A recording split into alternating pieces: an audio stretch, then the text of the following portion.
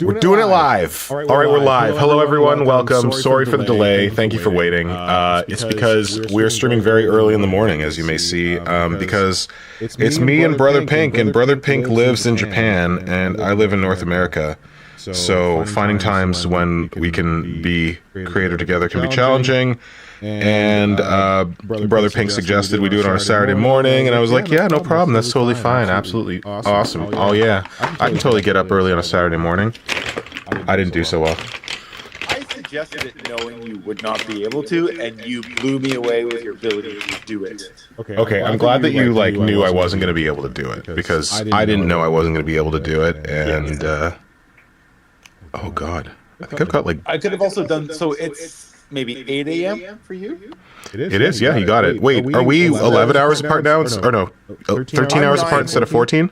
9:15 p.m. Okay. Oh no, I can't see chat on my TV. Oh, well, I've got it up. Okay. It's okay. Sorry, boys, girls, everybody in between. Children of all ages. Oh, and you're streaming from your phone, right? Yes. Yeah. Okay. From my phone. Right. Yes.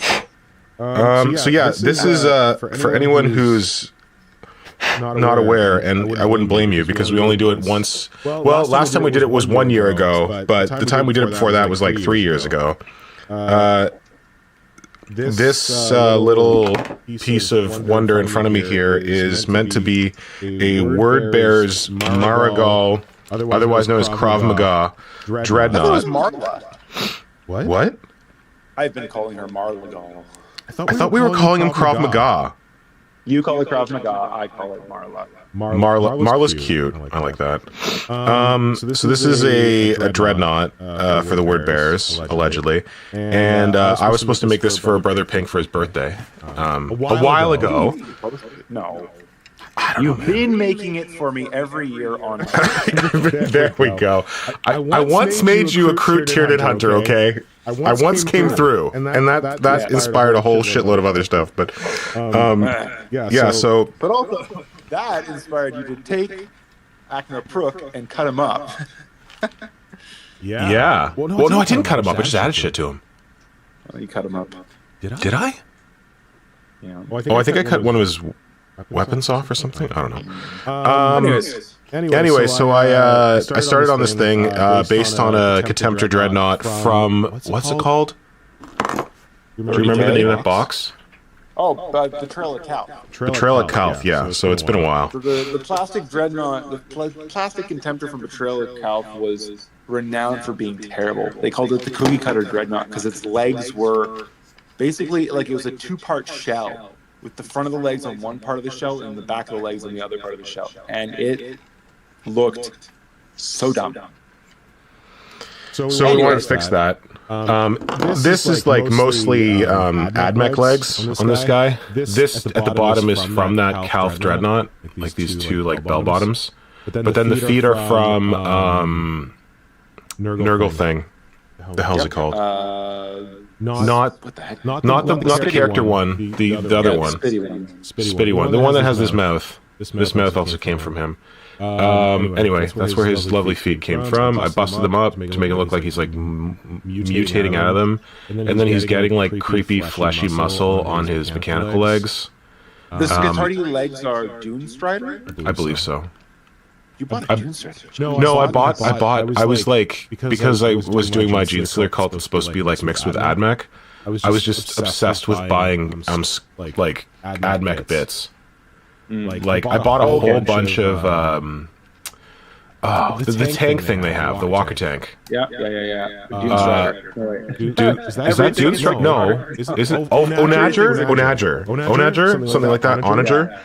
I bought a mountain of Onager legs because I was just like, these are so cool. They're so cheap on bit sites, and I can use them for like to make anything into a walker platform, and then never used them. But so I had bought Dune Strider legs at some point.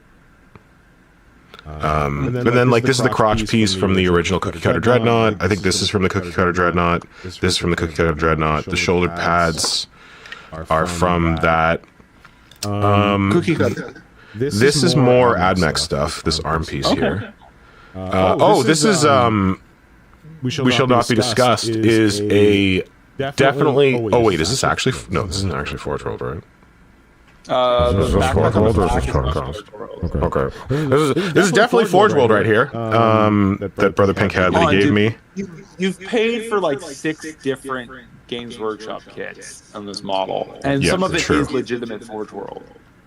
Yeah, the whippy arm is definitely legitimate Forge World. It's from a Tyranid Meiotic Spore or whatever, the flyy ones.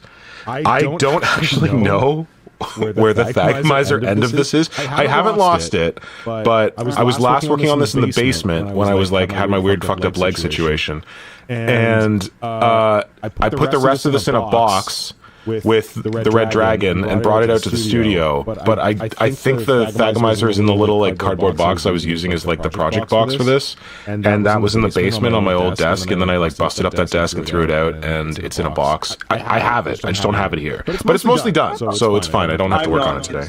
I could find it if I wanted to. Yes, you could. The tongue, is that a part of a? Oh yeah. So the tongue. Good story on the tongue for anyone who's into Tyranid shit. I got this in a load of bits from somebody. I had no idea what it was. I was like, I didn't even think this was Games Workshop because the resin looked weird. I think they got a China cast. The resin looked weird. The design looked weird. I'm like, this might be Tyranid. I didn't even know that this was from the Dimacron. Because I hate the Dimacron so much that I didn't even like picture this. Oh, I'm worried this thing's gonna snap. I don't know what to do about that. I hated the Dimacron so much that I didn't even know the bits. And like this is from the Dimacron. So actually, I have a solution for this that I literally just thought of. Let's do it live. What's the problem? You have a solution for it. The problem is that this thing is pretty damn brittle, and I'm worried it's going to snap off. So, because this is a weird, messed up chaos thing, and here's the sculpting tip for you. If you want to start sculpting, sculpt chaos or sculpt Tyranids, because they can be organic and things can look messed up, and it can be like, oh, it's just because the thing is a weird chaos mutant amalgam of different parts. That's why it looks messed up. There's nothing at all wrong with it. And it means that you can do stuff like my solution that I came up with. When I was not on the stream yet, and should have been on the stream, that was whatever. Early this morning, I was lying in bed, thinking about the stream, and I was like, oh man, that Thagomizer thing that's supposed to go on here, what if it like ever breaks? Because it's like this big like ball and chain kind of thing, and like it's got 2 pins here, but like are those 2 pins enough? I was like, you know what I could do? Because this is all weird tentacly gribbly goop anyway. I could take a wire, I could embed it in here, and I could like wind it around the outside of this thing to give it more like structure, and it will still look like it's some weird tentacle thing. So I'm wondering if I can do that on this, but I don't know. I think I can do it. I just don't want to break it. Yeah, on the tongue.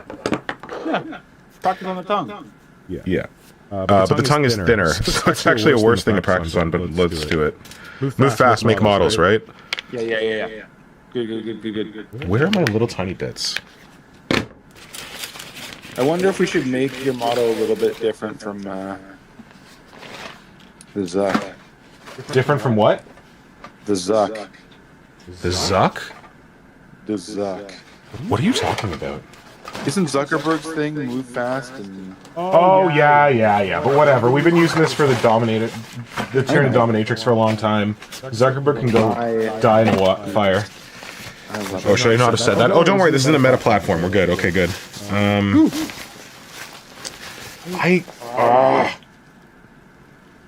missing a thing of drill bits. So what happens? Oh, there it is. Oh, never mind. Found it. What happens when you buy Godhands? 1, 2, 3. 1, 2, 3. Oh no, I've now snapped 2 of these. Oh, that's too bad. Have I snapped 3 of these? Oh shit. I'm watching the time dilation. Do you want me to mention the hand right now? Oh yeah.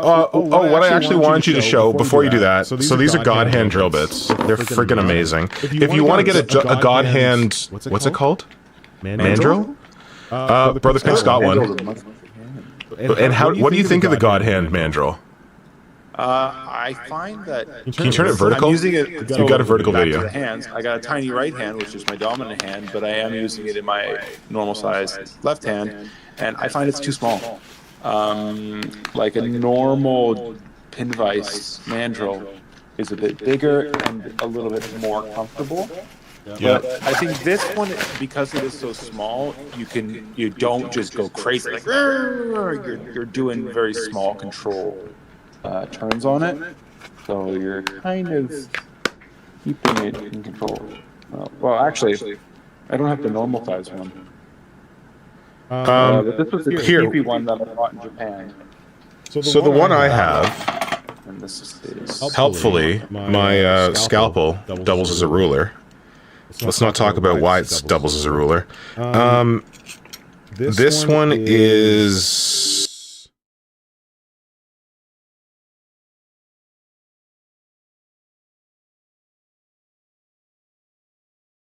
Come on, baby. Come on, my honey.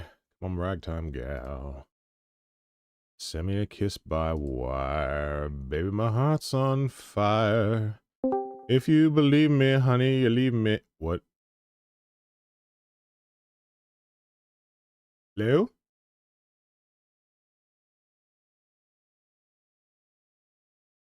Hello? Oh, can you hear me? Oh, can the internet hear me? Oh, yes, you're looking at a black screen. Don't worry about the black... Oh, for fuck's sake. Okay, so, let's see what I can do here. My video capture device on. Change this to integrate a webcam. Hi. But it's not showing. Oh, wait. Okay, there we go. Hello! Be right back, I hope. I hope I'll be right back. Let's see. Come on, Camlink. You can do it, buddy. I believe in you. No, okay, that's the integrated webcam. It's a virtual camera. Go, Camlink. Sorry, so my computer died, and my computer very helpfully gives me a warning that it's about to die. But it gives me a warning about 3.2 seconds before it dies. And it just does this weird chime. And every time it happens, I'm like, what is that weird chime? And I'm like, oh god, that's the computer dying chime. And it's because I was rushing to start the stream with Brother Pink. And I didn't fully insert the power cable on my laptop, which is a stupid thing. A stupid reason to kill a stream. But I can be stupid too. And now because OBS crashed out, the like connection with my external webcam is weird. I have to pray that it's going to come back. And I don't want to have to restart OBS. Okay, screw this. I only know what half those words mean. That's fine. I'm going to turn off my camera, unplug it all. Hopefully that does it without OBS needing to restart. Sorry about that, Brother Pink. Oh, wait, where's your video? I can get your video in. No problem. Okay, do you want to tell him a story while I figure my shit out? I'll wait for actually for me to see it on my YouTube on my end, and then I'll start my story. It should be coming up now. Cool. No worries. Oh, wait, someone's coming in double? That's not good. Why is someone coming in double? Someone's audio. Let me check my properties. It could not be me. No, it will not be you. That's for sure.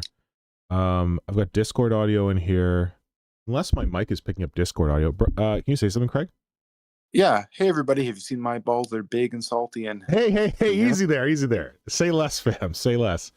Are we still coming? Oh, the echo is gone for the moment. Oh, you know what it is? It's probably my camera is like magically coming in. That's shitty. Sorry, Kajan. I missed that comment earlier. Thank you for making it. Kajan's here. Yes, Kajan's here. Hello. Okay, so this is off. Plug this into this. My friend. Tell me a story, bro. You want to figure stuff out while I vamp? You go vamp, please. Yeah, cool. So, Mr. Pink wanted me to explain. I have a tiny hand that is different. Let's just call it that. Here it is. It's my right hand. When I was born, these two fingers kind of grew together. and doctor thought it would be a good idea to actually cut into the pad of my hand and extend my fingers to give me longer fingers. And whatever he did, it was a good idea because I turned out to be right-handed. So this is my kind of dominant hand. I draw quite well, and I write, and I think I use it for sculpting. I think I was just using it for this hobby knife. My left hand, I do use it for other things. I use my left hand for scissors mostly, I think. And I use it for the pin vise. I've got more dexterity in this, but this guy's smaller. Can't throw a baseball. Well, I can throw a baseball with my left, but I also need to catch it with my left. So baseball is the one sport I don't really do. Everything else is fine. What else is there? Oh, and airbrushing is kind of out of reach. I want to be using it in my right hand, but my index finger really only has a single joint right there, so I can't really do a dual action airbrush. And I thought, oh, I'll just do it on my left hand. That did not work, and so I got it like an airbrush that is just like a trigger airbrush. I don't use it, but I could one day. I dream of using it. I dream of getting proficient at the airbrush. Also, I can't see chat. So, I got chat. What the heck? Whatever. I can't see chat, so Mr. Pink will have to redirect questions my way. Tiny hand. This is my right hand. It's pretty cool. Oh. It's pretty kind of, I'd say, these two fingers are cool. I can make like a cool kind of Yoda claw. This finger is useless, and there was talk about getting rid of it. It's actually got a joint right there. Woo! But it's got literally no muscle or tendon to move the finger, so I can just poke it around and stuff. And pinky's pretty good. It's got two joints. Should be gone now, Kajan. Yeah, that's my hand. And funny enough, today was the graduation ceremony for these kindergarten kids that I work with. And one girl who's been in my class for 2 years just noticed the hand, which is actually pretty common, that people will be like, oh, what happened to your hand? And I'll be like, it's literally been like this since the day I was born. You just didn't notice. So that's interesting. So you have people not notice for years. Years and years. Like in high school, it'd be people who were like, how'd you do that? How'd I do what? Change your hand. What are you talking about? This has been like this the entire time you've known me. It's just, I think it's just like a segment of the segment of the population pick up on things like that, and there's a segment of the population that doesn't even notice. They assume symmetry. Right. Everybody assumes symmetry. Anyways, you back? You good? I'm back. You ready to roll? Thank you. Yeah. And thank you, Kajan, for flagging. When my audio starts doubling, it's because if I re-add my camera, it also adds the audio feed for my camera because it's an actual like digital camera. And I forgot to remove that. I'm glad Kajan flagged that. All right. Thank you for story time, Brother Pink. Sorry, yeah, it was a power situation, but it looks like my laptop is charging now, so I think we're good. Great. Yeah. All right, I gotta figure out. Anybody's interested, I'm magnetizing Primaris backpacks to go on 2nd edition metal models. Brother Pink is the only person I'll allow to work on Space Marines on the stream. Yay! That's all I have, really. I could go get Necromundus junk. You got oh yeah. Oh, I guess Word Bearers are also Space Marines. And I've got all sorts of stuff. But I could work on Necrons. I could work on Necrons. Yeah, it's a great spend. Necrons. Anyways, I have like one. I was gonna take some Necrons and do that. What was the Necron? You could work on Necron. What's that? Just one Necron. 1, 2, 3, 4, 5. I see. Wasn't there like a Necron hobby month? Yeah, it was January. It was being run by Blitz Mechanica, but or Blitz Magus, I think he's called now. I don't know. But he had something very unfortunate happen in that his co-runner of the event, like, heart failure, or like organ failure or something. Some bad shit's happening. And it's not good. I think, God, is it Miniatures Make Us Meth? He's a super talented hobbyist who does a lot of excellent Necron conversions, but he's dealing with some really serious health stuff, and apparently he's got kids. Like, I feel really bad for the guy. And like I said, I would like help out with this month, but then when that happens, heads up to anyone who wants me to collaborate on something. I have ADHD. I have been diagnosed with ADHD in the last year. You need to give me reminders. It's not that I don't care. It's not that I'm being an idiot. Well, I am being an idiot, but it's that I forgot, and I need people to remind me of shit. So he didn't send me any reminders. So I was like, well, I guess if he needs me, he'll let me know for this month thing. And then I didn't hear from him until he gave me the update about his co-host dealing with all this health stuff. So I'm very sorry that that happened, because no one should have to deal with that, especially super talented hobbyists. But maybe I should look up his profile and get people to follow his profile in case that helps.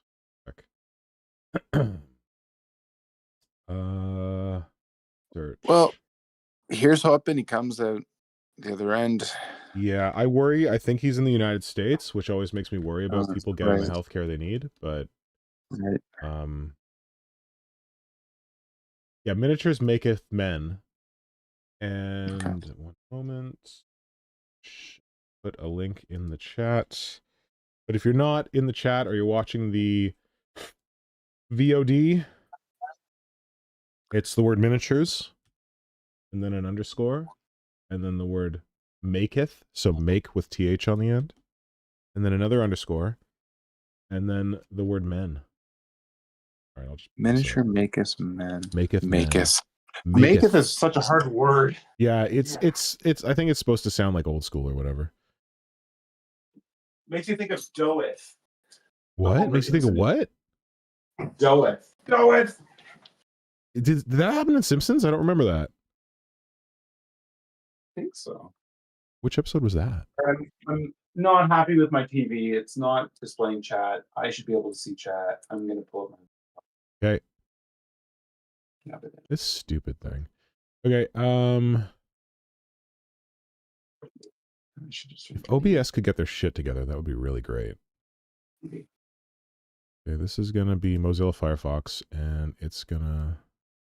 Alright, chat is going. And I have an ad. Ooh, 2 ads. That means... Yay. Oh, sorry, yeah, okay, the ad shit.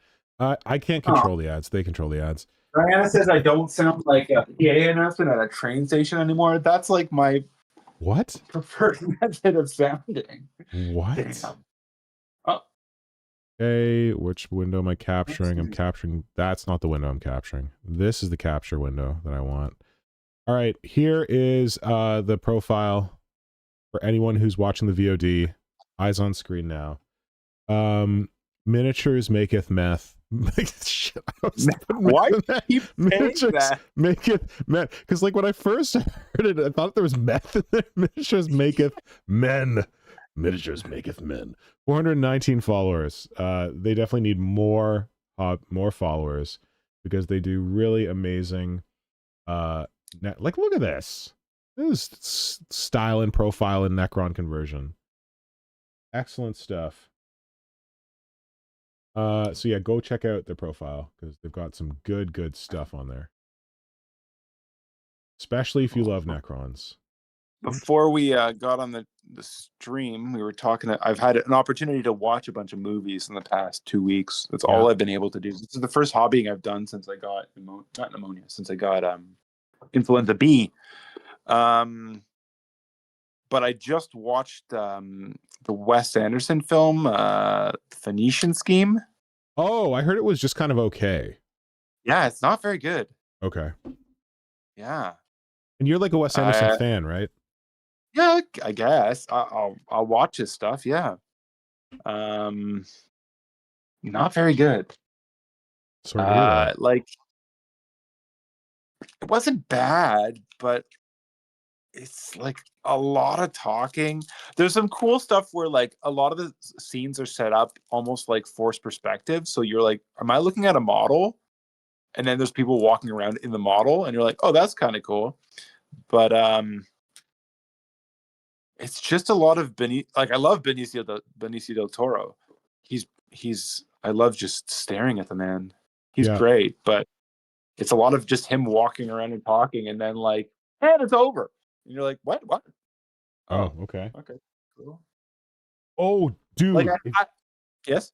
If you love Benicio del Toro, did you see One Battle After Another? No, so the problem I have is whenever I have an opportunity to watch something on streaming, I can't remember the things I want to watch. Oh, okay. And I want to watch that. And as I make a list on my phone. I have like a watch list. My list is too long. Okay. And it's always just random shit that's stuck at the top. Yeah, it's like I think it's probably overhyped at this point because people are like, oh my god, it's gonna win all the awards. But it is fun. It is a fun movie, and Benicio del Toro is one of the funnest people in it. Yeah. He's not in the whole thing, but when he shows up, it's good times. I have an issue. I have my blue part of my 2-part putty. I cannot find my yellow part. Oh damn! What do you got it wrapped in there? Oh, is that the sticker paper? Yeah, the sticker paper. I love this. I guess it's a silicone-backed paper. My school, we get all these stickers from our curriculum company, and we don't use the stickers anymore. So I literally have like 1,000 sheets of this paper that has stickers on them. Anyways, any sticker paper will do. You take off all the stickers, you use the shiny side, and I think it's silicone. Nothing will stick to it. It's silicone. I'd be shocked if they coated that with silicone. Maybe. Well, it's just wax, buddy. It's not wax. It is definitely not wax. Okay. I'm gonna run upstairs though. I gotta find I keep my blue stuff, the one I'm actively using in. I think these are makeup containers or contact containers. So and I put you are allowed to keep blue stuff in those, but you can't keep yellow stuff in those. I keep the yellow stuff wrapped in wax paper inside of this. I think okay. It's not in contact with the plastic, but there might still be like some plastic gases in there that cause the yellow to react. But whatever. Oh wait, I found my yellow stuff. Yay! It's right here. Look, it's wrapped perfectly, and like usually I have all this stuff also wrapped in the freezer. That's where I store it. Then you're fine. Then you're like triple timing the good storage. So here's the yellow wrapped in wax. Very soft still. Oh wow, I have got a stream playing in the background here. I opened one of our Mhara Gal streams just to edit it, and it's been playing in the background, eating bandwidth for no good reason. Fantastic. That's how you know I'm a professional. Yes. No, I think I'm gonna need a bunch of this. All right. So yeah, I don't know. The stream has been weird so far, but we've been doing this since 2021. Me working on this thing on Brother Pink's birthday. We've done me not caring if it ever gets done, and Craig not caring if it ever gets done. We have 3 previous streams that you can see. I linked it in the description below if you want to see where this came from. And yeah, it's supposed to be a Mhara Gal possessed dreadnought. And I was going over all the parts and I got distracted. So I gotta look up that damn Nurgle thing. Can someone help me name this Nurgle thing? It's like the big giant Age of Sigmar Nurgle shambling monster that has this weird toothy mouth. And it's like the spew splot splicker or something. It's not Giller. It's not the Gilder with the. God damn! I wish I could remember anything. It's not the big guy with the dudes on his back with the 3 riders. It is Nurgle Demon Age. He has the word spume in there. Spew? Something? Rot spew? Spume dog diddly dun dude. Spew dog diddly dun? I'm looking it up right now. I'm trying to, but all I'm getting is Great Unclean Ones because I put Nurgle Demon and like you meant Great Unclean One. No, I did not. The Spume Spot Spigger. I gotta watch out. I'm teetering close to offensive. Okay, we got the what the hell? It's called the Bloab Rot Spawn. Or the Morbidex Twiceborn. I'm gonna look up Rot Spawn and see what I get. Or the Orgoth Demon Spew. I got it. Did I say spew? You're just making shit up. Oh no, that's a What is it different. called? Oh, here we go. There's 3. Oh no, in the you're kit. right. Oh my god, it's called the Oh no, sorry, that's the character, I think. No. The Spawn. Glockkin is the character. What? The Glockkin is the character. No, there's a guy riding the thing in the blow up rot spawn has a dude on his back. Orgoth's Demon Spew. Morbidex. You're just making shit up at this point. I'm not. Demon Spew? Demon Spew? God, Games Workshop, work a little harder. OTTS Demon Spew, one word. BLOAB Rot Spawned. Morbidex Twice Born. Oh, you can have a rider on all of them. I forgot they even had riders. Okay. Damn it, Nurgle. You are goofy. Oh, I got it in French. Ce kit plastique de 73 pièces faire assembler une Orgoth Demon Spew chevauchant son Pox Magoth Whippermaw. That's the one. Whippermaw. That's the non-rider one, I think. Puissant guerrier du chaos, Orgoth porte une armure du chaos corrodée et il manie les... En savoir plus. Je veux en savoir plus. Okay. That's the funny thing about French. Do you want to know more or do you want to know nothing? Ce kit peut s'assembler en tant que Blow-Ab Rot Spawned ou Morbidex Twice Born. Okay, so it's the Morbidex Twice Born Blow-Ab Rot Spawn. Most unpronounceable thing ever. Possibly Whippermaw. It's a really cool model. It's a super cool model. And I have stolen all kinds of pieces out of it. So anyway, coming back to this. This arm is from Blow-Ab Rot Spawn, Whippermaw, Twice Born, Thrice Born, I don't know what the hell. And then there's some like weird Tyranid like claws in here. Some definitely Forge World claws that definitely did not come off a China cast Turvagon that I bought by accident. This is a Tyranid thing. But this really cool plasma cannon is from Adeptus Titanicus, because there's some really good stuff in that line. So that's where this super awesome plasma cannon came from. Originally, he was going to have 2 plasma cannons, like plasma cannons for arms, but then when I came up with the Thagomizer, it was just too good to not do. Oh, sorry. It can take 2 plasma cannons anymore either. It cannot, you said? I don't think it can. Okay, well, good thing we didn't do that. Yeah. We don't care about the rules. The only rule is the rule of cool. I'd like to do... Or you actually play, though. I actually have a problem right now. Tomorrow is my first game of 30K. Yeah, and otherwise known as Horsey Heresy. Horsey Hearsay? Horsey Hearsay. Yep. So this is an old model I painted millions of years ago. I have a what are these guys called? Librarian. Oh, Librarian. Librarian, and he's got a sword and a pistol. Well, the rules say axes are key for a Librarian, so I have this guy assembled, but he is unpainted. So that's cool. I really want to take the guy with the axe. Yeah, he's got a Terminator hand, so it's a little bit too big.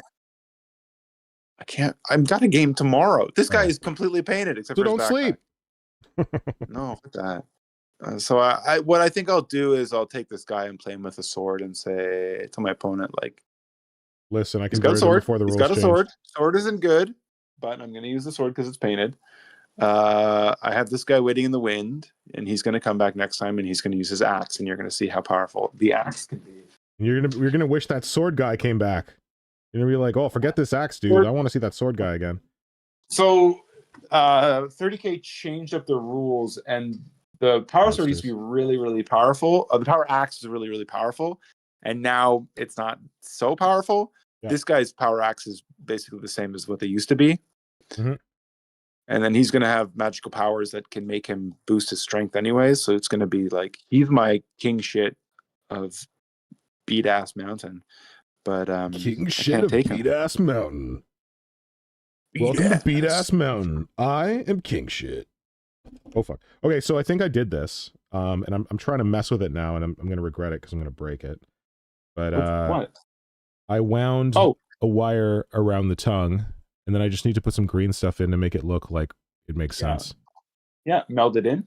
Yeah, so, and that's to like just reinforce this thing. So hopefully, what? The part closest to the mouth is the thinnest. I put a couple of loops around there. Okay, cool. And like because that's anchored here with super glue, I'm hoping that like it's gonna be okay. Yeah, like there's two loops. Super glue. Would you It. beat some super glue down on the wire before you do the green stuff? No, okay, so that you might consider doing that if it was just the wire and it was sticking out from the model or something. But because this is like on the tongue, the epoxy putty is going to adhere to the tongue. Okay. So I don't need to worry as much about it. It will adhere to the wire, but the problem with trying to sculpt onto a bare wire is it slides around the wire and it can slide off. But if it slides around this wire, it's just going to slide onto the tongue. Also, I can like thicken up the tongue because it doesn't really make sense that it's thin and then it gets thick. I mean, the design-wise, it looks cool. That it does that, yeah. What? I kind of like that it gets thin. Yeah. I was just thinking that would be an easy way to hide these loops, but I can also just make them look like, Do whatever you want, man. Oh, Brother Pig, I wanted to talk to you. Yeah. I want to put something on the sides of the head. Because I feel like, with the way I've done this, it's like obvious metal, obvious metal, obvious metal, and then just like flesh. And there's like this sharp edge, which looks dumb. I was trying to think of putting horns, but I didn't really want to put horns. What I was thinking of was doing some like cabling with like tentacle roller. Like cables coming out of here to kind of like obscure the fact that there's nothing here. Because I don't want to put horns because it messes with the profile of it. But I like the profile of it, but I think rolled tentacles would look really cool. Yeah. The one thing that I don't know, I was just going to try to make it not obvious, is the circles on either side of the head. I fucking love them. They look like eyes. All right, fine. You don't like them? No, they're not. Like okay, so they're not eyes, but like I think it's hilarious that they kind of look like eyes. Okay, chat. Yeah, chat. We need your opinion. Have a little. No, you're right. I gotta go get some water for green stuff. Okay, yeah. These eyes piss you off, chat. These weird little things on the sides. They kind of look like eyes, but they're not supposed to be eyes. But maybe it's dumb that they do look like eyes. I don't know. All right.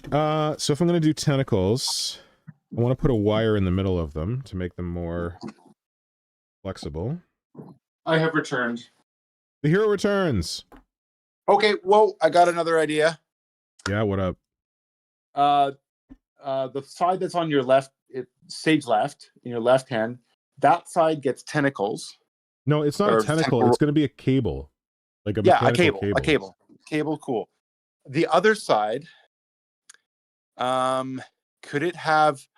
I'll go get it. I'll just show you. So, honestly, I would rather put a cable on my right-hand side because the way I've cut the model is less impressive on this side. I don't know why. I look at this side and I've got like this like sculpting stuff that I'm happy with. I feel like the gorget or collar, whatever this thing is intact here. This is kind of interesting, but not really. So what I was thinking of doing on this side was I start the cable here and it kind of like hangs low. And it obscures this part because this part has got no detail. It's like I just cut it off there. So it's kind of like, it goes like this. And then it drapes. Like, could be obscuring this part because this part I'm not too happy about. It's like fine, but it looks vaguely fleshy. Or it could kind of obscure some of this. So it could go like, burp, and then like down into the backpack because there's nothing good here. On this side, I feel like the line of this cut is a little more pleasing, but not super pleasing. So I was going to have a cable come out here. And not cover this because that's cool, and kind of like maybe do like a loop and then go through here. I'm very happy with this sculpting, so I wouldn't want to obscure that. So it'd go through here and then like kind of over here because this corner is annoying. I should just cut it off and then into the backpack. This area. So I have went and got my Did you hear any of that? Swamp. Yeah, some of it. Swamp Crock. Oh my god. Got my Swamp vertical. Crock. Make it vertical. Your phone is vertical. Flip it 90 degrees. There you go. Now you get maximum screen action. All right. So here's my Swamp I love Crock. that it has a ring in its nose. Anyways, do you see these gray elements right there? I refer to them as dingleberries. I believe you taught me how to make them. Could you put 3 dingleberries on that Mhara Gal? 3? Wouldn't that look like Nurgle? Does this look like Nurgle? They're just dingleberries. Yeah, but that thing is not necessarily chaos. You put 3 dingleberries on a chaos bot. Looks like all right. Looks like you got some chaos Nurgle dingleberries. think over here. This model was made from, it's like a cardboard dinosaur that's an aquatic dinosaur, and then I just added some legs on it. But the mouth is cardboard. It's like pieces of cardboard you glue together and it makes a dinosaur. I have a triceratops as well. And then I covered the mouth with green stuff. The tongue I might have sculpted. You can see a little bit of cardboard up in the top here under the ring. And then I coated most of it with just paper clay. Sweet. And then coated that with super glue and then threw a bunch of junk in it. Yeah. Vertical, buddy, vertical. Sorry. It's okay. It's just that's the way your camera is. So. I think I know what to do. Push a button. Come on. There we go. Problem solved. Oh, okay. I need to adjust now. That's cool. Thanks. What? I had you oriented vertically. Wait, no, you're still vertical. Never mind. I'm still vertical. The fine. problem was I had my screen in the bottom and your screen in the top, but there's nothing on your screen. So I got some Nivea. Do you want to tell people about that thing that looks like a laptop you're working on? Because you told me about it and I thought it was really cool. Yeah, sure. I guess I got to move my camera. It's a, I believe it's by Plamokojo. It's like a hobby product manufacturer in Japan. It's got a metal grate for all your little plastic bits. It's for making Gundams, but I thought it'd be good to have a dedicated, not just a cutting pad. It comes with the cutting pad to go on the bottom. It's got the grate. It closes up with this lid, and then also I didn't show you this, Mr. Pink. It's got a drawer that pulls out so you can clean out all your plastic. Oh, it's so smart. Ooh, and I've been keeping bits down here apparently. How much does it cost? I think about maybe $15, $30. Maybe I think I spent close to $30 Canadian, and then discovered it for $20 at a different store. The same, and it comes with the cutting mat. Comes with this long cutting mat. Cutting mat's not great. It doesn't have any measurement on it or anything. But it folds it folds up like a laptop. Yeah, folds up like a laptop. Could you store tools in the drawer? I wouldn't. I don't. Is it very thin? I don't use it that often. It's got a nice dish here, so you can put your cutting tools, so they're not going to roll on. What would be better if it was slightly angled upwards, because I was having a problem where my hobby knife kept rolling towards my leg, so I put this Ziploc bag underneath it to kind of prop it up. Ziploc bag, which is definitely going to stop your hobby knife from stabbing you in the leg. Yeah. Okay, sure. Oh, we got a ton of chat stuff. Huh? Glockin! Everybody likes the eyes. I like the not eyes. They make it look really cute. That's Diana. Radon likes the false eyes. Not sure. Radon should be asleep. What is Radon doing here? Radon's been up for 24 hours. So with the eyes, when I paint it, what I'll do is those circles will be like metal, and then the circle on the inside will be just black. You could drill them out if you wanted. So it'll if it looks like eyes, it'll be looking at you through darkness. Ooh. Diana likes my crocodile. It's so cute. It's old three eyes. Because it's got the three gobos on it. Floyd or Jolene? It's a Necromunda like character. There's this old three eyes. Is this the one eye side or the three eyes? This is the two eye side. Oh, it's actually called Old Three Eyes? Yeah, it's a persona. If you really wanted to, you could make it the leader of your gang. And so the problem was making these bloody scales was driving me nuts, and I really don't want to keep doing it. I'm so tired of it. Oh my! Okay, so those are very well done, but I can't believe you did all that work manually. Yeah. Yo, dude, get some blue stuff and make a stamp. Oh. You could get, I think blue stuff, Oyumaru, like it's got a Japanese name. It's got to be available. I have it. Yeah, so you heat it up, in hot water. I have it. I know how to do it. Oh, I didn't see his eyes. Oh yeah, I like the two eye side. Yeah. Oh, they look so good. You did such a good job. Thank you. He's got little feet. The feet I sculpted just on this side. Good work. So, because we haven't touched on this yet, Brother Pink is the actual sculptor on the stream who worked with ceramics and shit. There's a shotgun in here. I just came along later and stole one of his greatest sculpting tools and called it my own. And then little Japanese kid's bag. No, it's not. All right. I'm making tentacles. Right. Dude, I mixed up green stuff and I haven't done anything with it. Yep. That desk is ingenious, says Diana. I'm not naming it Jolene, and I'm not naming it Floyd. I don't know who those alligators are. Crocodiles, whatever. It's not even a crocodile, to be honest. It's this dinosaur thing. I don't know what it's called. You know who would know? Stargaze? No, who's the guy who's the big dinosaur guy? He made Vermis. Who drew the sketch for the dominatrix. He was sculpting a true to life Spinosaur. Storyboard guy? Oh no, storyboard guy, yeah. Yeah, he's a big dino he's a big dino nut. But Vermis is also a dino nut. There's a lot of dino nuts in the community. Oh, because I don't think she's watching the stream. You know Vermis, who drew the I'm watching the stream.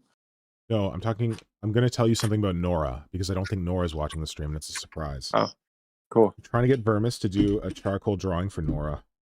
Ooh. Cool. Yeah. Of what? Notre chien. Ah oui. C'est bon. C'est bon, mon bon. Bon. All right, so we're doing some, I got some magic sculpt here, because that's my new best friend.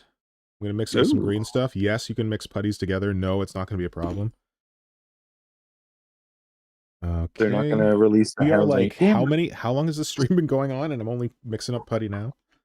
Yeah, I know. My putty's hardening up. Gotta put it in your freezer. Wow.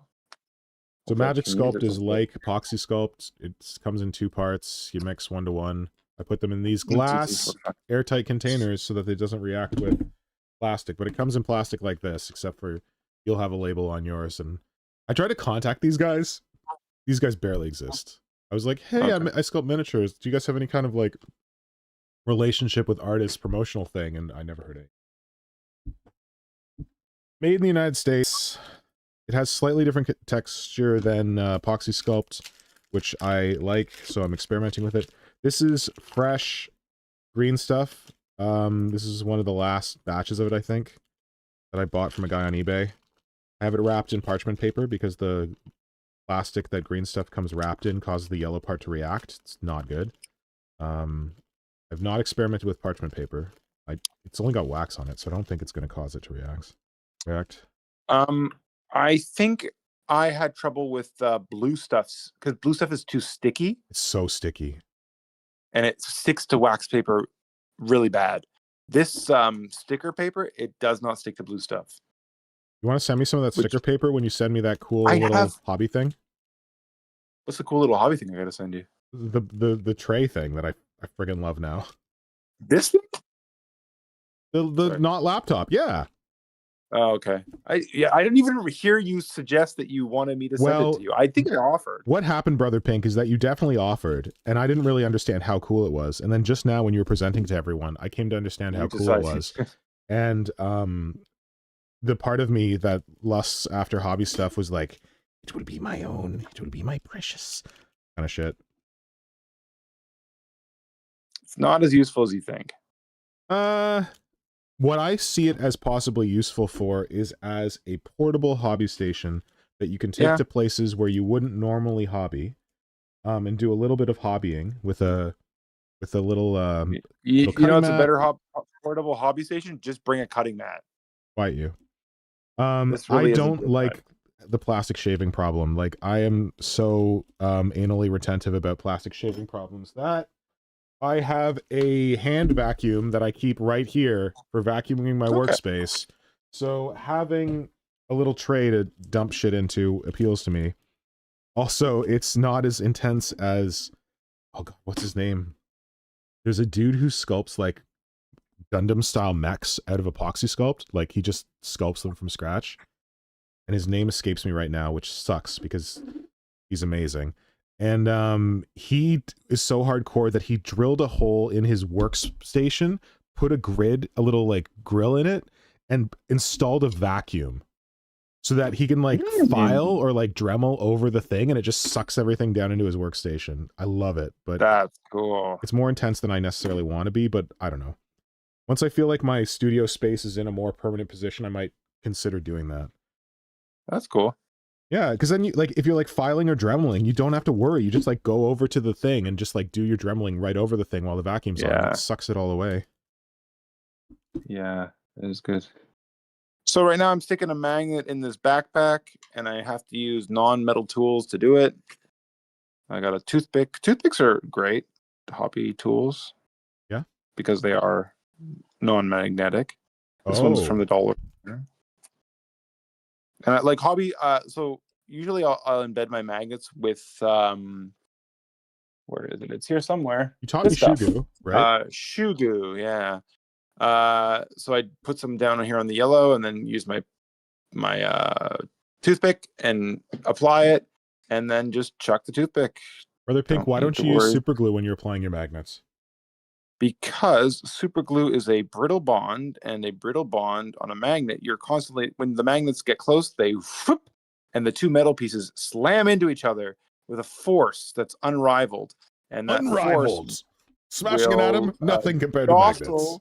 Your brittle bond of a super glue, and also your super glue is trying to grip onto, I can't see it, is trying to grip onto such a smooth, hard surface as the magnet that it is not very effective. So what I'll actually do is I will overcoat this with Shoe Goo at another point. Not right now. That one's out of here. Oh, to like pat it kind of with like the rubbery Shoe Goo texture? I pat it, yeah. So it makes it so that there's a little bit of space between the two magnets when they come together with utmost force. Mm-hmm. And then also it like Shoe Goo will kind of create a webbing to keep the magnet down. Yeah. Oh, I love people have also covered it in like a thin layer of Greenstuff. Pure Greenstuff, because it's more rubberized. Yeah, I have done that too. But right now there's nothing bonding it to anything. Yep. So I don't want to sandwich it inside of Greenstuff. Yeah. Who isn't a dino nut, says Kajan. Listen, we were at our friend's place last night, and their kid had a shirt with dinosaurs with jetpacks on it, and it was the coolest thing I've ever seen.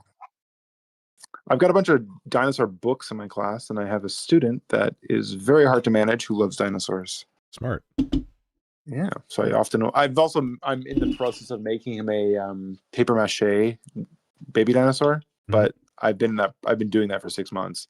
It is my own personal Mhara Gal. No, you will get it done way before I get Mhara Gal done. I mean, I've been doing Mhara Gal since Betrayal at Calf came out. Well, I have one more year before the student graduates, so I gotta get it done before then. Okay. I have faith. Oh, today after our graduation ceremony, we had a meeting with our headmaster. Mm-hmm. And always, like, whenever it's like the headmaster wants a meeting, I immediately start like worrying, like, what's going on? What did I do? What would like? I can't help it. I panic. I wonder if we get that from our parents. I also have that vibe. It's like one thing I tell myself a lot of the time is when I get like that is that, you know what? I have a magical power, and my magical power is predicting an outcome that is never going to happen. All the things I'm worrying about aren't going to happen because that is my magical power. I can predict things that will never happen. So you're like, well, what if mom dies in a airplane crash? What if this happens? You're honestly, your power is predicting things that are never going to happen. Because you predicted them, they will not happen? That's right. Okay. But now that I've told you that I have this power, it's just flip-flopped. So now I have the power to predict things that I thought would never happen. But now that I've just said that, it's flip-flop back. So I'm getting dizzy. Sorry. Here, magnets. So I always buy this dollar store red and blue one so that I can know, okay, this guy, he attracts to red, and then I got to get blue, and there's my magnet. That's a good solution. It's on the silicone paper. This is a good way to apply, put the Shoe Goo on here, and then have the silicone paper stopping the Shoe Goo from touching the magnet. And this one is also permanently taped on, but I don't need this right now. But I'm not putting Shoe Goo. Anyways, Shibadoo. Okay, so on the list of things I want you to send me is sticker paper. Yes, and weird little workstation. Yeah. Oh. I thought there was something else. I don't know. That's all I got. Not much of a list. Okay. Yeah, but the sticker paper is awesome. Right now I'm putting Greenstuff in here because these Primaris backpacks have a really big cavity for sticking a magnet in there, but my magnets are too small. So I gotta put something in there. And the Greenstuff is the best one for getting a stick. I could use this stuff, which I love. I love this stuff. Got a ton of it. But epoxy sculpt doesn't stick so great. Eh? No, it does not. It's not my sticky putty. It's not. Epoxy clay does stick slightly better, or that's what the people at Aves will tell you, but I don't believe it. Okay. Okay, so I got some green stuff mixed up here. Now I'm going to roll some tentacles or cabling. This is an amazing product that you can't get anymore, unfortunately. The Greenstuff Industries made this tentacle roller set, and each one of them had like a different size and like texture palette to them. Sadly, this was like an independent dude who's just like running it out of his house, and he stopped doing it. And it was really cool because you could put the tube in there, and then it had like this whole thing, and you could like get the perfect tentacle angle by like angling this thing up and then rolling like this. But our good friend Hydra is working with his good friends at Mega Potato. I call it Mega Potato, but it's a lot less funny. But anyway, they're making hopefully free green stuff roller that you can 3D print at home. So we'll see how that goes.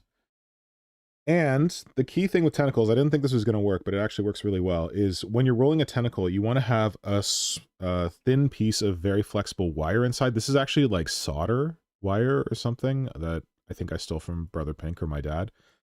And because once it's in there, you can use it to kind of like pose the tentacle. And I thought it was just going to immediately rip out of the green stuff, but it's not.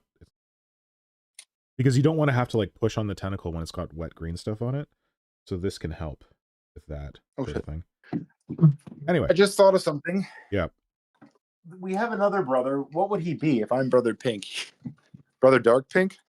Brother Dark Pink. I have no idea. Brother Dark Pink. BDP. BDP. Half Brother Dark Pink? That's a little complex. It is a little complex. BDP. Brother Dark Pink. Brother Old Pink? So, green Speaking stuff of our other brother. Yeah. Well, I was thinking you stole the solder from him. Well, he probably gave it to Dad or something. Big Brother Pink. BBP? He's the electrician, so it could have come from him. But Dad also did some random electrical stuff. In fact, I'm sitting in a studio that Dad wired, and apparently he did a really weird job with it. There's like an electrical box on the wall with a bunch of cables sticking out of it. They've got those little like... Diana says suggested Brother Magenta, which I really like. Diana says, it's a neurodivergent thing, seeing all the worst case scenarios first. I once burst into tears because my dad told me he had a surprise for me in the boot. I was terrified. It was a pair of boots. Oh God. When I first came to Japan, I had this, like, I worked at a high school, and then like once a week they were like, you have to go to this other place and we don't know what you do there. And immediately my mind was like, wait, what? This is the Board of Education? Yeah, you have to go to this building and you have to do something there, but we don't know what you do there. And like immediately I was like, what the fuck? And again, I did that, like the worst case scenario. Really what I was doing is I was looking at English exams, and they didn't know, they weren't allowed to know. Oh, this was that like Hokkaido Education Board something or other. Oh, the place that sounded like it was a supervillains research center? Yes. And I thought I was going there to get killed for some reason. I can't remember exactly why they were going to kill me. Okay, that's wow. Okay. All right. They were going to kill me. All right. This was before I knew what I was doing there. I just remember you telling me that you were going to work there, and I had like heard about it when I taught in Hokkaido, but I had no experience with it, and it just sounded like some kind of research think tank or supervillains lair or something. It had a really epic name. It was is way too big of a building, and it was just storing a lot of random education shit that maybe people tried to do one time and then didn't do anything with. So it's like the room of requirements for like education shit. And then whenever I had to look at English tests, I had to go into a vault that was like soundproof and constantly being swept for bugs and stuff. Come on, are you serious? Yeah. Oh yeah. Oh yeah. Yeah. That's so cool. Okay, you were in a supervillain's hideout. It's confirmed. I was. Yeah, except for you'd think the supervillain would have much more capable English speakers. No, they brought you in. You're the guy. Yeah. Well, that's the other thing, is that like they needed somebody to come and check these tests, and they're like, some random kid who's coming over from Canada will do it. Like it could have been anybody. You speak good English. Yeah. And also, I could have been selling this on the side. No, you couldn't. You're in the vault. How could you possibly? Well, I could have told people it was on the test and stuff. Yeah. Now, getting the wire into the green stuff is another thing. I just wet the green stuff. Not fun. Oh, okay. We got something from Diana. The amount of people I've convinced, Tom's new friend, is going to kidnap him and harvest his organs is ridiculous. Listen, nice. When I told people I was going to Germany to meet with High Fleet Moloch, people were like, he's going to kidnap you and harvest your organs. This is before he did harvest your organs, your heart. Oh, how sweet. Yeah. People were like, you're going to meet a guy you met on the internet? You're going to go stay with him? He's going to chop you up and put in a miniature case. You should have just said, we're in love. You don't understand us. It started with tentacles. Oh, God. It ended with organ harvesting. Stream is definitely getting flagged. Uh-oh. It's not. Don't worry. I'm not big enough. Okay, so I wrapped the wire in green stuff, hopefully well. I don't know. Now I need to put it in the tentacle roller. The wire's not exactly straight. Hopefully this works. Diana says, it's nothing personal, but you made that list, Mr. Pink. Oh, you made the list of people who's gonna... Strange. Oh, okay. When Tom's like, I'm gonna meet Mr. Pink at Warhammer World, Diana's like, he's gonna chop you up and put you in a miniature case. Your organs. Right. Oh, you met Tom? Huh? I met Tom, yeah. Me and Tom met up at Warhammer World with Nora. Tom has actually met Nora. He's one of the only people who's met Nora. Wait, no, I think Blitz has met Nora. Hydra's met Nora. Oh, yeah, Hydra's met Nora. You've met Nora. Yes. Would hope. Under a different name. Oh, shit. What have I done here? Lately, I keep running into people that say they are worried about being organ harvested. What? But I always thought that was a joke. Me too. Welcome back, Radon. You should be asleep. Yeah, Radon. Oh, I returned from a quick nap. Radon! Go to bed. So I got sick a week ago, and then since I got sick, I've been getting so much sleep. I've just given up hobby and decided to steer heavily into sleep. Before that, I was not sleeping and steering heavily into hobby. Mm-hmm. And unfortunately, I have to get stuff ready for this game tomorrow, and I did not get things ready for this game tomorrow. That's why I'm magnetizing these backpacks that are not primed even. I'm so sorry to my opponent. And also one of the big problems is that my opponent is honestly the best painter in our gaming group. Oh. And I feel ashamed. That's fine. That's why I have to run that. They're not coming for paint. Well, that's why I have to run that painted librarian, because that's the only thing that's kind of painted. I'll show you the other guys I painted. Oh no, what have I done? These are the only other two models that are finished. Oh, I should get it back. And I think literally you're getting to be a bit train stationy. Literally every model I'm taking has a friggin' magnetized backpack. Look at this guy's pretty cool. I should send you my magnets because I don't use them at all, and I have a lot. Oh, I was going to say that everyone's saying, well, green stuff is kind of disappearing. I think neodymium magnets are going to be harder to find too. Was the materials? I think, yeah. We're getting them from China, and China's going to say, not today. So this is a Tech Marine. The axe is bits manufacturer that's no longer, I think it's called Miniature World or something. It's out of Germany, and this guy made just axes and swords and stuff. The hand is also from him. His backpack is magnetized. The model came from that Kill Team Overwatch, and his servo arm is a Japanese plastic model, Mechatro Wigo, I think it's called. It's an arm off of one of them. I love this guy.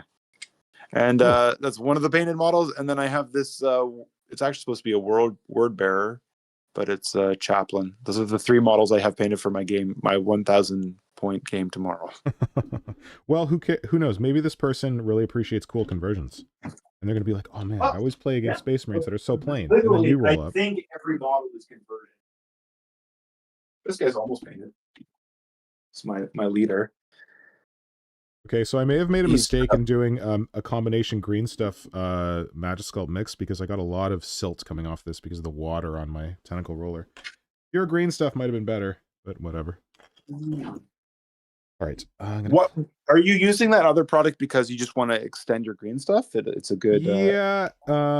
Also, it makes Greenstuff softer, and I thought the softness might benefit me when I'm trying to like bend the tube, but I may have overthought that. Why didn't you just mix it with Epoxy Sculpt? Because the Magic, it's hard to explain, but Magic Sculpt holds its shape better than Epoxy Sculpt. Like, Magic Sculpt makes Greenstuff a little softer. Epoxy Sculpt makes Greenstuff a lot softer. The 2 products, I love Epoxy Sculpt because it kind of melts in water, and you can kind of like kind of push it into cracks and stuff. But that paste one that I can never remember the name of, it does that incredibly well. Are you talking about Milliput? No, it's the one that the guys that make all the 2-part epoxy liquids make. The one I can never remember the name of. That's not here. It's at school. It's like a white putty.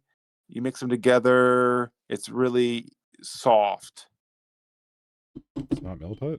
It's the one that's got the worst name. Ispia? Like Aircrete or something. Oh, you're talking about Freeform Air. Freeform Air. I really like that. Or you bought? Yeah. I'm almost done it, eh? Oh wow. Okay. Yeah, that stuff is sick. If like you know the application you want to use it for and it matches. It'll just sink into into it epoxy things. dough or something like that? Yeah. It's got a dumb name. That does. Normally I don't like them painted red because they look plain, but the accents make it look awesome. I'm not supposed to say it on the stream, but that is a beautiful Space Marine. Thank you, Diana. I love painting red. It's... Brother Pink's allowed to work on Space Marines on the stream. You're allowed to compliment the Space Marines on It's also my birthday stream. Yeah, there we go. Okay, this is not going perfect. The crazy thing is that because I'm working, I'm not even seeing what you're working on. This is the first time we've done this stream. You don't have the YouTube open at all? It's to my left. All right, you're not looking at it. Yeah. Not getting this in the shape that I want. I'm overly ambitious with. Mr. Pink, what is the motto of this stream? The fast make models? That's it. Are you moving fast? Not fast Mission enough. accomplished. Oh, come on. Done. That's right. Oh, well, another way to say move fast and make models is say, fuck it, it's done. Job's a good one. Yeah. Do you want to do the dad talk? Yeah. Sorry, that's what I was getting into when we were talking about Brother Magenta. Brother Magenta. Because Magenta isn't exactly I pink. don't think he would like the name Brother Magenta because it kind of sounds like vagina. Only to you. Only to you. Only Brother to Magenta, thus named because he's our half-brother. And the reason he's our half-brother... Oh, no! Hold on. Are you going to go into the birds and the bees? What do you mean? So, when a man loves a woman... when a man loves a rattlesnake. What? Okay, that's a different one of our father's friends. When a man loves a woman, Brother Magenta is thus named possibly because he's our half brother, and because our dad had a family before our family, but we know that family and we hang out with them. Hey, cool. Long story short, mine and Brother Pink's dad, also Brother Magenta's dad, died in 2025 in May. And we had talked about doing a stream where we like talk about how our creativity and like our, I don't know, miniature stuff may have been influenced by our dad. And yeah, so I thought that we could do that today because sure as hell wasn't influenced from our mom. hell no. But his birthday would have been March 10th. So this is his 94th birthday stream because we're a little late for Brother Pink's birthday. Yeah. So yeah, I'd said like, oh, Brother Pink, maybe we should do that thing we talked about doing and talk about our creative influences from our dad. So I've got a question for you. Go for it. I'm glad you have somewhere to start because I wasn't sure. What was the first thing Dad made for you that you can remember? Oh, God. First thing Dad made for me, I think it might have been those wooden swords that he made for us, but I don't remember. He may have made me something before that. Was Teenage Mutant Ninja Turtles Halloween costume? That would be up there. That's a candidate. Yeah. But I don't know that that's the first one. Oh, well, I thought the swords were for the Halloween costume. I thought they were separate. So we liked like playing with swords and stuff, and like our dad made us these cool wood, they're probably not safe, but these wooden swords that like they weren't very long. They were probably about, I don't know, I've got a thing here. They're probably about 18 inches long or something like that. They had like a pommel on them. They had like a cross guard. Very small, kid size. I think we have had two, but only one remains. There was one remaining. I actually brought it to his celebration of life. It was on hand for the kids to check out. Yeah, I think there was two, but now I only know where one is these days. And he painted them too. Like he painted the blades white, and he painted the cross guard and the pommel like brown or black. So those are pretty cool. Like you think like a sword made out of wood, okay, just a flat piece of wood cut into a sword shape, but no. The blade was a flat piece, and like it was all one flat piece, and then he made like he glued on a piece of wood on either side to make a rounded handle, and the pommel was also more than just one. Like it, I think he made knives, so he knew how to make a sword. Yeah, he would make knives. So that way, he made us just a knife out of wood. Yeah. I didn't think about that factor. That in making those wooden swords for us, he probably used his knife making skills. Yeah. Well, I think at the time he wasn't like I make knives. Like later on, we're like, what the fuck is this? He's like, oh, I made that. And you're like, what? It was like, yeah, I think that's the first thing I remember him making for it. What's the first thing that you remember him making for you? It was really random. It was, he took like a block of wood and he used his drill, like a really wide drill bit, and he hollowed out kind of the center of it that a G.I. Joe could lie in it. And that's all like a coffin or something, right? Yeah. And like I thought that was just so cool. I don't know if I asked him to make it or what. Then there's another thing that we kind of made together that was like a long strip of wood, and like we nailed together like blocks to make like a gate in the middle, but like it was like this like long stretch of like, oh, just run down here and jump over this thing and go under this, like an obstacle course? It was really course? random. Yeah, but like it was really, you'd call it an obstacle course, yeah. And it was just like, I don't know if I took the idea to him and he did it or what. Like it was just so, like it's the kind of an idea that like a really little kid would come to you and be like, okay, here you go. And then you'd be like, thanks, this is exactly what I wanted. And you'd be like, what did you want? Mm-hmm. So that was the first thing. So a lot of his stuff was wood-based. He had a wood shop. Yep. Usually in the basement of whatever house we lived in. He had a massive bandsaw. My studio is his old wood shop. He had a bandsaw, he had a table saw, and he had that drill press, I believe that was. And then a bunch of other stuff, but those are the main power tools. Those are a little more than power tools. Those are like installed. And his shop was immaculate, dirty, little column A, little column B. What would you say? Some sawdust around. Yeah. I don't really remember how dirty it was. The nice one was the Lee Crest one. It had a lot of space. Yeah. And that cool safe in the floor for who knows what reason. Oh, God. And then it had like an extra room beyond it, right? Yeah, there was like a storage room. I barely remember this stuff. Like, had you not just mentioned it, I probably would have forgotten about that extra storage room. Mm-hmm. Yeah, so he always had like a workshop space. So maybe that's where we got our love of workshop spaces, or our need for workshop spaces. The things he would make are not what we would make. He made us bunk beds. He made guns. He would carve the stocks of guns. Then he'd go to his friend who had a machine shop and machine barrels for rifles. I think he went to the school. Yeah. That was his friend. Oh, yeah, his friend worked there. Yeah. High school, I think it was. I know the name of it. Yep. I don't know the name of the guy, though.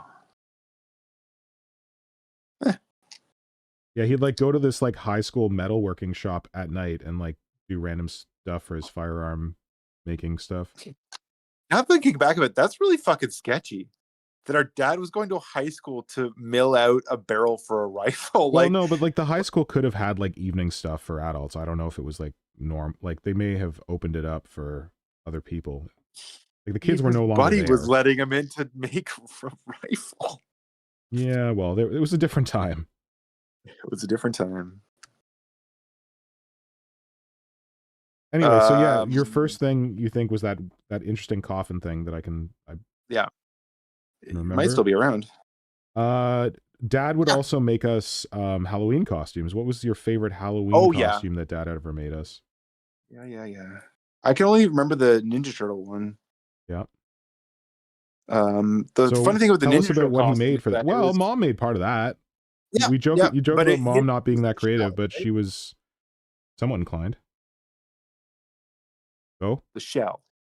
No, she made the knee pads and the arm pads. Yeah, Dad made the shell. Fabric stuff. The funny thing is that there was no head, and like now I love making Halloween costumes, and always the first thing is you got to figure out the head. You got to make a paper mache head, and then forget the rest. The rest is not important. Whereas his was like, forget the head. I'm making a turtle. Our head was the head. Yeah. I think Mom made us like things to wrap around her eyes to be Ninja Turtles. I can't remember. Oh crap. That was a team project. She did a lot of sewing for that. Definitely. Yeah. Who were we? Was I Leonardo and you were Michelangelo? Or I can't remember. Yeah.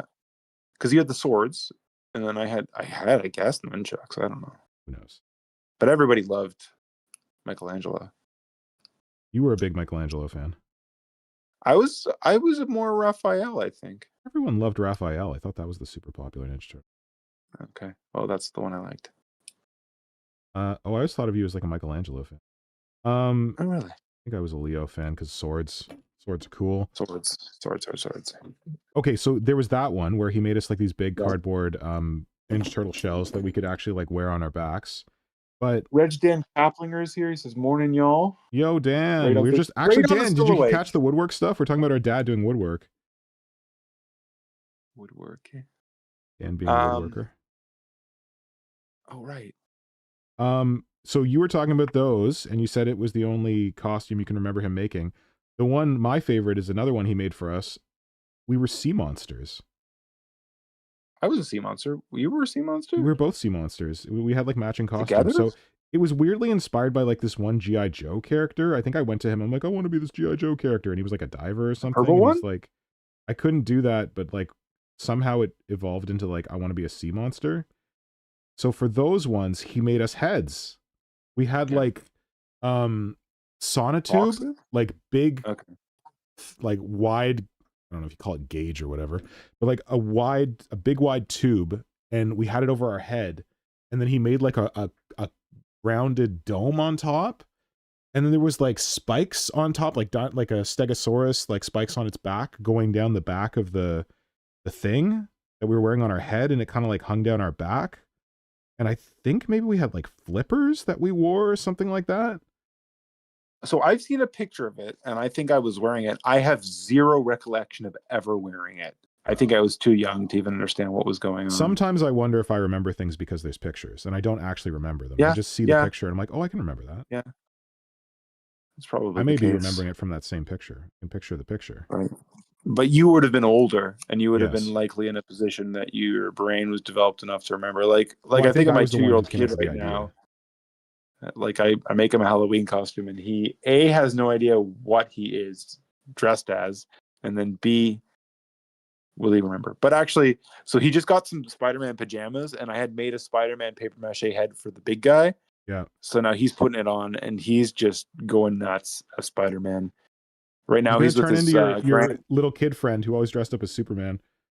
Oh yeah. Right now the baby, well, they're both in with the grandparents, and there's videos of him jumping out of their closet onto the bed, and everyone's like, "We want to go to bed," and he's just like, "I'm Spider-Man."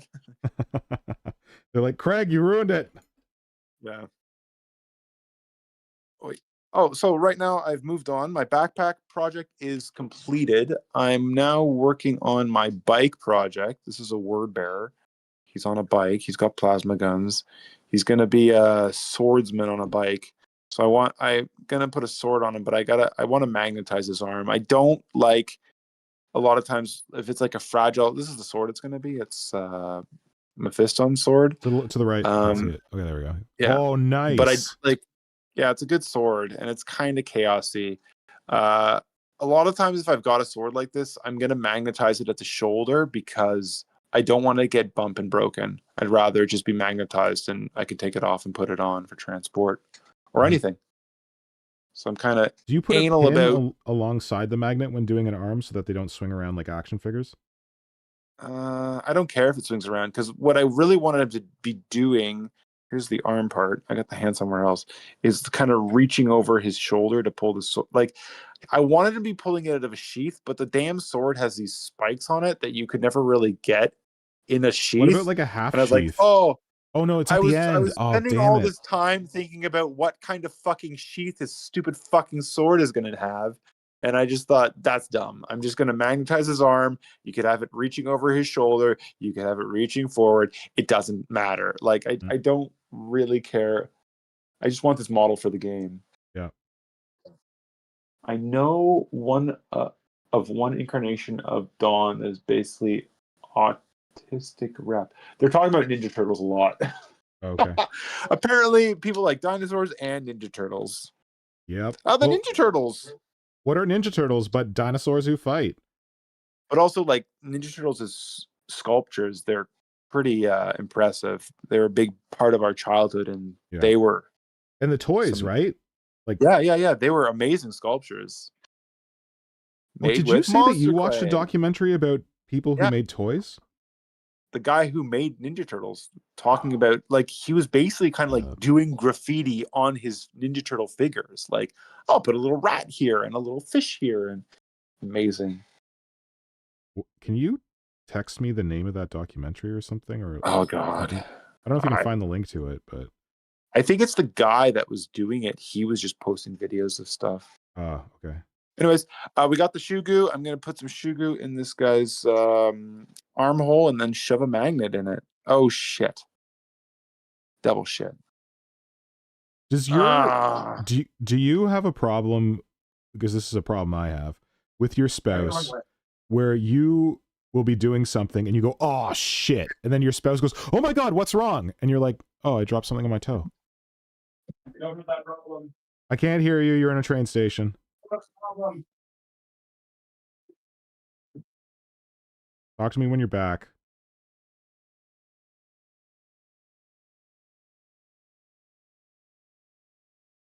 Okay. Apparently we both have 80. Because we were supposed to be talking about our dad, and then we got derailed. So let's see if we can bring that conversation back. But yeah, he would make us really cool stuff. He'd make us oh man, costumes. What's up? Are you back? I just dropped a couple word bears on the floor. Throw a Space Marine at it. Oh, does it work if you're searching for a Space Marine? I don't know. Dang. What the fuck are you? I guess you don't matter. I don't know what I'm doing with this musculature, to be clear. I'm just doing some weird fleshy stuff that might look right. I don't know. Okay. Problem solved. Sorry. I had to figure out what the polarity is on my arms. Yeah, I know. But it's a pet peeve that every time I put a magnet in, I want the polarity to be the same, standardized. So all the arms match. Well, that's smart. That's right. So this is going in the socket. Yeah. So then you could swap all your arms and yep. Okay, cool. I think we're good. So do you do a thing that I do where you like swear profusely at like really stupid small things, and then your spouse is like, what happened? Is the world ending? And you're like, no, something stupid and small happened? I guess moving it back to the dad conversation. Yeah, because he would always be like, "Oh fuck," like for no good reason. Fuck. There's something recently I was watching where somebody kept saying "fuck," and I thought it was so funny. What was it? Oh, hey, have you heard of the show called Murder in Successville? No, what is that? It's a UK show. It's like maybe Diana and Tom have heard about it. It's a cop drama where it's like they have like a thing going on, but they have one actor come in or one character come in who's doesn't know anything and they're improvising everything. Mm-hmm. They tried to make it in the States with Will Arnett and I don't think it was very successful. But the UK version, Will Arnett, is that the guy who went to our high school? Yes. Okay. The main guy on it is very funny. I really like him. And I used to know a guy in Japan who talked the same way, and I like adored this man. I don't know what happened to him. He might have moved to Toronto, but he was from the UK. Oh. This guy that I adored, he was making his own RPG. Oh man, that guy was so cool. Ben. Like pen and paper or like game? Yeah. Or? Okay. System, yeah, pen and paper. Book based. Yep. He had artists working for him, making artwork that he was paying them for. He was like going whole hog. Yeah. That's amazing. While he was on Jet. Well, yeah, listen. You're teaching English in Japan on the JET program. You got some time. Like, it's not terribly... Okay, so if you're like super duper ultra English teacher ALT high achiever, you can spend all your spare time making up a lesson plan. But I'm going to tell you that that's probably not worth your effort. Unless you're like very lucky and you're in a placement where like they really appreciate you and they give you like the opportunities, like that's not always going to be the case. So listen, I did NaNoWriMo when I was on Jet. I wrote like 50,000 words for a novel with like some of my buddies who were also doing it. I made a lot of miniatures when I started doing more of that in my second year. I read all of Game of Thrones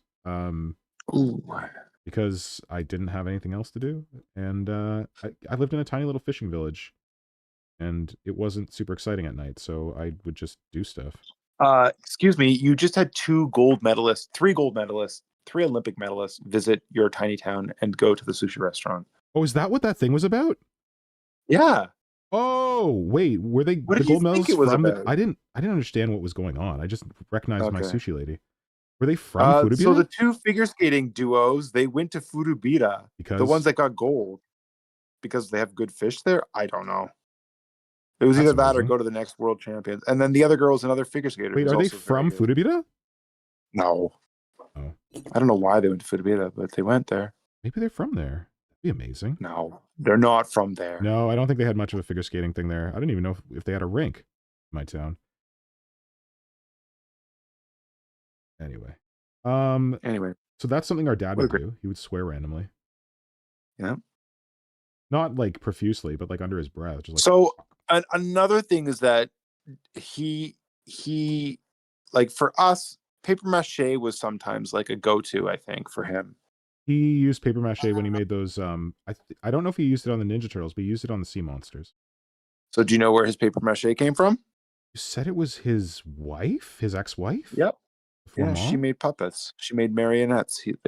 Yeah. I didn't know that when we were kids. I only know that now because you gave me that factoid. Yeah. So, but when I was like maybe high school, he kind of was trying to encourage me. Oh, you should try to make marionettes. And I was like, that's a cool idea. And he was like, yeah, I used to do it at a paper mache and stuff. I was like, oh, that's a cool idea. But I think at that point, I hadn't really had a proficiency with paper mache. Now I love paper mache. Paper mache is my jam. Oh, so Dad gave you that, kind of. I guess, yeah. Yeah. Cool. Yeah, you're obsessed. Another one that's weird is, do you remember Aaron Pothier's dad? The guy who worked for Airfars? Yeah. So our dad made cool costumes. This guy made like fur costumes in like 1992. Oh. I didn't know. That's weird that girl didn't turn out like a furry because she had 3 furry costumes. Wait, from a young I thought her dad was a cameraman, but was he like? Did he do like props? No, he was set. He was props. Oh, okay. That's cool. So he was like, I guess his stuff was kind of more flashy than Dad's stuff. So I was like, wow, that's cool. Yeah, like Dad was an engineer. He was a builder. I think Dad's stuff had to work. Yeah. It had to have a purpose. And I think I like with my ceramic stuff, I always kind of was like, this has to have a purpose. Mm-hmm. So I like that engineering side of building a purpose into something. But that also ruins things too. Why can't you just make something out of ceramic? Why does it have to have a goddamn purpose? And honestly, sometimes the things that have a purpose turned out well, and sometimes the things that didn't have a purpose turned out better. They're talking about Dino Riders in the chat. Okay, that is awesome. Yeah, I love Dino support Riders. that conversation. Dino Riders is good times.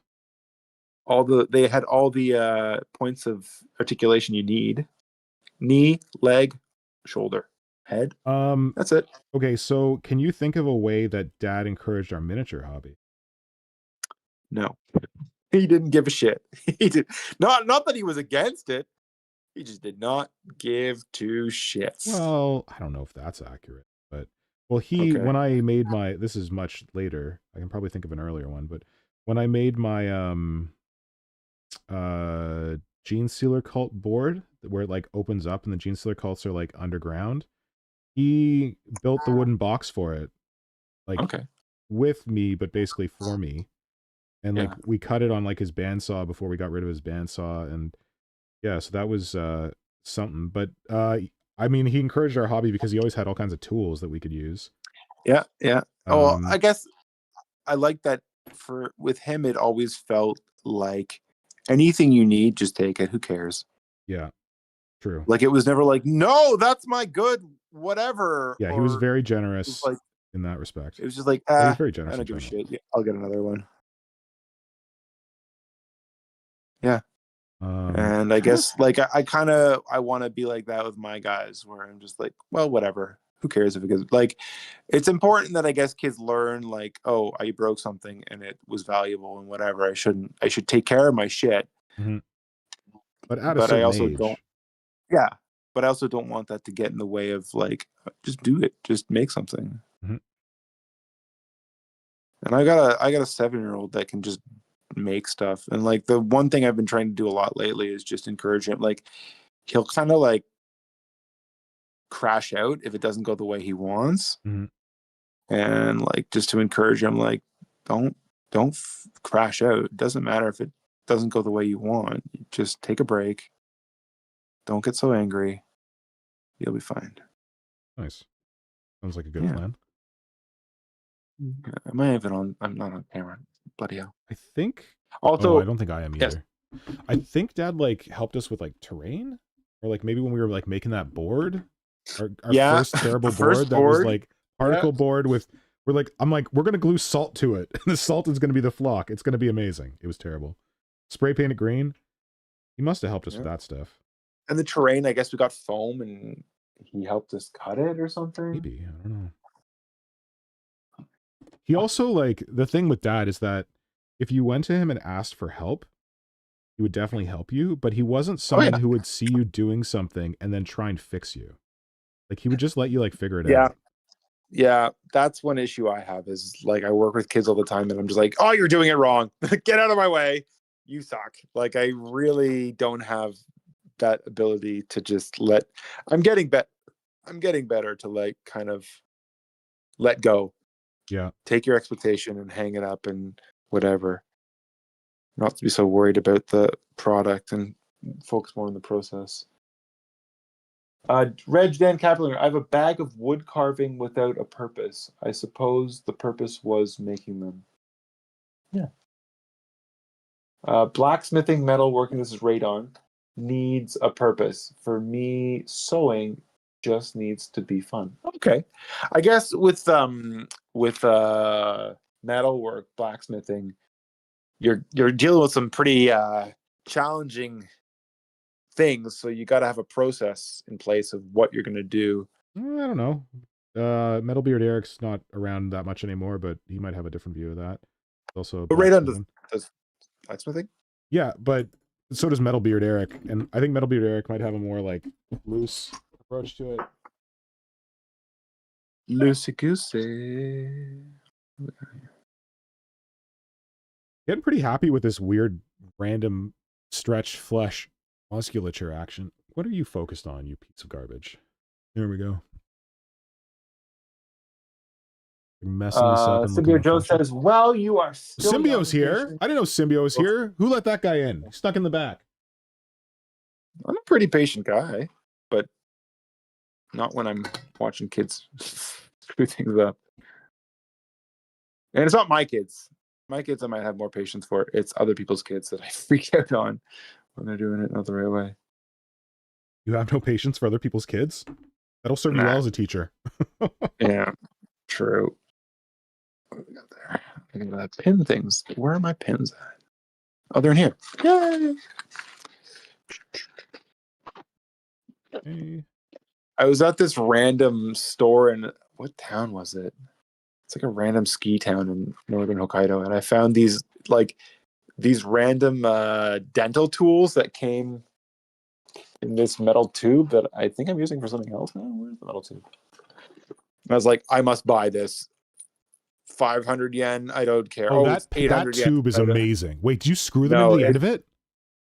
No, you don't. They just hold it. Oh, I thought you screwed them in and it was the handle. Oh, my pins are in there now. No, it's not. It's not that well made, not that well thought out. The metal's not that good. It's still cool. I understand why you bought it.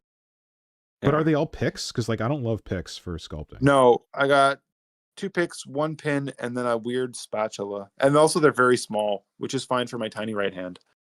Is the spatula rounded? I'll show you in a second. You're moving it all around. I got a screw, and this tube is metal, but the lid is plastic, and that's weird. Painted metal. Anyways, that's weird. All right, here we go. We got this one's pinned, but it's got a little cover to protect us from stabbing ourselves. But yeah, I don't know. These are the hooks, and then this one's a spatula. Oh, it's very flat and rectal. Yeah. Oh, it's got a little bit of curve on the back. I could make a handle for them, which would actually be a good idea. Wait, it doesn't come with a handle? No. You're just supposed to hold the little tiny picks? Well, it's like picking your own teeth. Oh, I see. Okay. This one is pretty brutal. Come on. These are cool tools to have. Just a large metal spike. I've got a bunch. I've got. Oh yeah, I got one of those right here. Helpful. I use this one for starting when I'm doing a drilling. Oh, I need one. Hey, when I'm starting to drill something, I'll use that first to mark where I'm gonna drill. Oh, these are my old. Is that like a clay tool? When you're doing clay stuff, we're using like a spike thing. For some reason in my head, I have it as like a clay tool. This? Ceramic.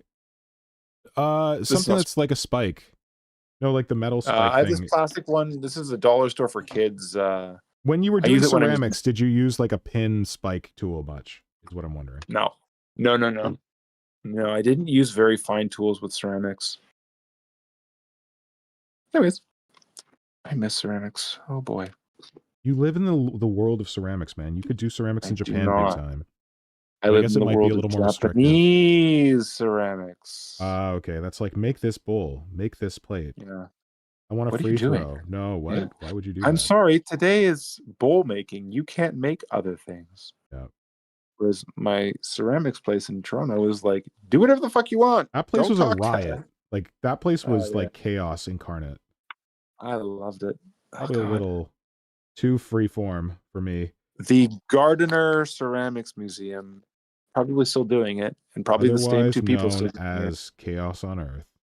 Oh God, it was nuts. Got my bike stolen from there. Oh no, that sucks. Had to happen. I have the spare key. What the hell's going on with Symbio Joe? Oh, to get in. I said, who let that guy in the back? I see. I was doing all those Necromunda weirdos, and then I got frustrated because none of my stuff was showing up on Instagram, and I kind of dropped it for a while. I'm sorry, that's dumb. I don't care. No, I'm glad I was doing it. Except you were kind of frustrated, so you do care.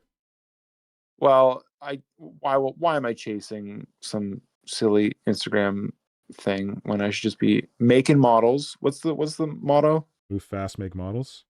Move foddles. Move foddles. Move foddles, make furnitures. I think you need to post more.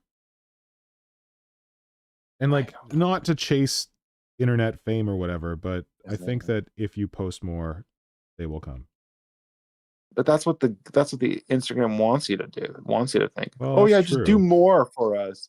Yeah, and yeah, well, if you want post people, it for you. if you want more people to see your models, I think you should post more. I know. Care at all. I was posting like a ton. Yes, but like in a short window, right? Like posting a lot over like a longer period of time. So what was bothering me was that the hashtag wasn't getting picked up by the contest that I was modeling stuff. And I told you that what you should do is tag the account. But also, like, I don't even know who was, because it's kind of Goonhammer. It's kind of, but it isn't. High Market Mini did in the past, and I think they pulled back a little bit. I know that weird because they didn't. I should just ask him for you. Ask him what? I don't know what's going on with that Hive Scum thing. Can you give my brother an award for his? No, what's the deal with the Hive Scum thing? My brother's getting frustrated because he doesn't really know who's running it. I wasn't sure, so I wanted to check. Am I not showing the goods? Is this the problem? Symbio Joe, sorry. Symbio Joe saying, yo, show the goods. Oh, you can look at my Instagram, Symbio Joe. My Instagram is called If These Figs Could Talk. It's all one word.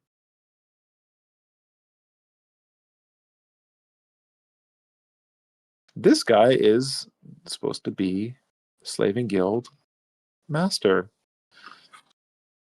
He's made from a old Underworlds. It's the very first Underworlds Chaos dudes, which were really cool. I don't remember. Oh, they were like the corn guys, right? Yeah, there's actually two different sets of Underworld's corn guys. There were like the barefoot guys, and then there were the armored guys.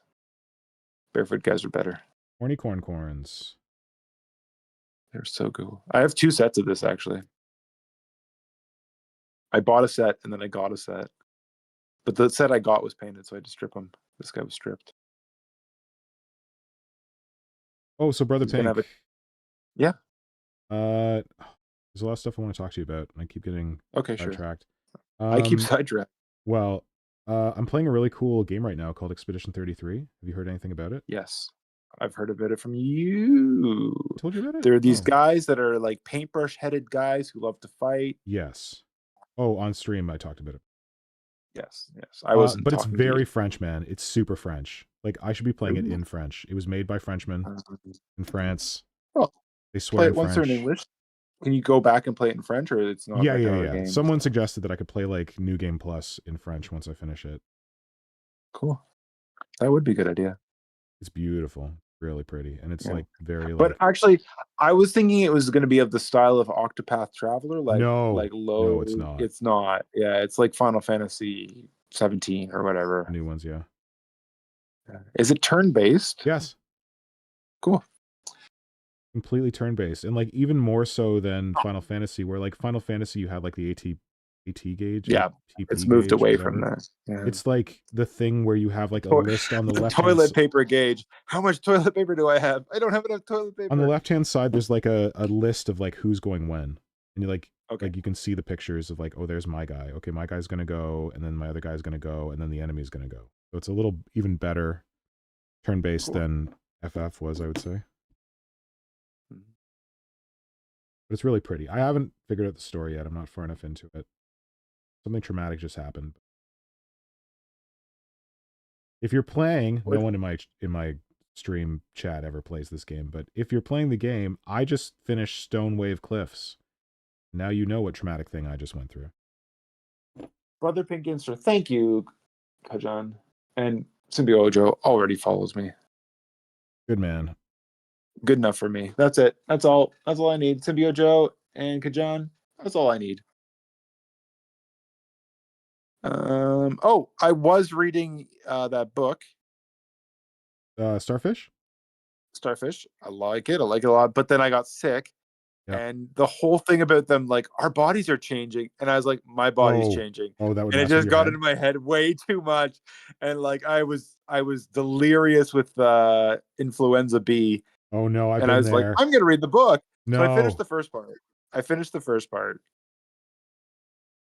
Somebody has, two people have disappeared into the wide blue under, but I understand if you're not reading it because, yeah, that could mess with your head. I've been there. And I really did like Starfish. I'm glad I listened to the audiobook. That made it a lot easier. Oh, wait. You mean Maelstrom? Are you already on a Maelstrom? No, sorry. No. I'm on Starfish. What's the one before Starfish? Starfish is the first one. No, the space one. Oh, Blindsight? Blindsight. I really like Blindsight, but the audiobook was definitely necessary. I really just could not absorb it through reading it. I don't know why. It's dense. Diana doesn't have Instagram. That's okay, Diana. I will parade all my models in front of you right now. I'll be back. Okay. What?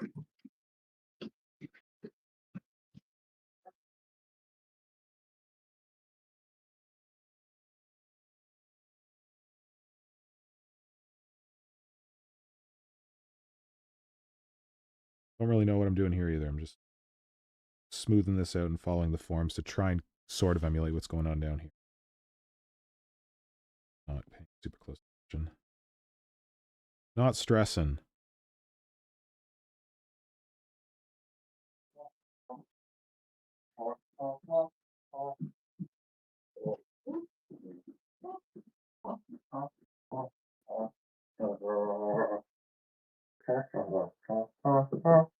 I've returned. For Diana. Diana better. I think I forgot to tell you that Nora says hi. Oh, cool. Hi, Nora. So, Diana, this is the Diana, doesn't have Instagram, non-Space Marines. This one is this guy here is a Subnauticon for Necromunda. It's made from a Japanese model that I did a little bit of putty work on just to fill things that made it figure-like through this little tank on the back. And this is a Warhammer beast. This is a Tau piece. Most of the rest of the model is this Gachapon. This thing can come off. Oop. I don't know why it comes off, but it does. And my story about this guy is that he used the suit in Necromunda and then it got corroded and he's like, I can't get out of the suit. I'm stuck in the suit now. Oh no. So it's a nightmare. That's very nice. Yep. Here is my rendition of a wizard with a what is the famous GW model? Wizard with a machine gun? Submachine gun? Yeah. I really like this guy. This is mostly a Frostgrave. Oh, Simon would be pleased. With the beard I sculpted, the head, the top of the hat I sculpted. I really like this guy.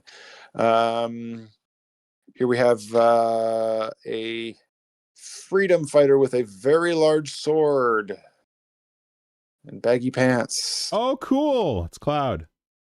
Yeah. Avalanche member. Yeah. I guess I could start painting him. Oh, this is Toa's. This is a figure I made for Toa. It's a Stargrave. We call him Shadow. Cool. I really didn't like his legs, and I just kind of threw them together. I was like, here you go, you can have him. I put a cloak on him and a green stuff. It's not a very good model, but it's good for him to play with. I don't know why he was in this group. Can't hear you. Anyways, I got scabs and Cal Jericho for a project I wanted to work on, but then I didn't want to use scabs. I wanted to make it my own scabs. So I took the scabs body.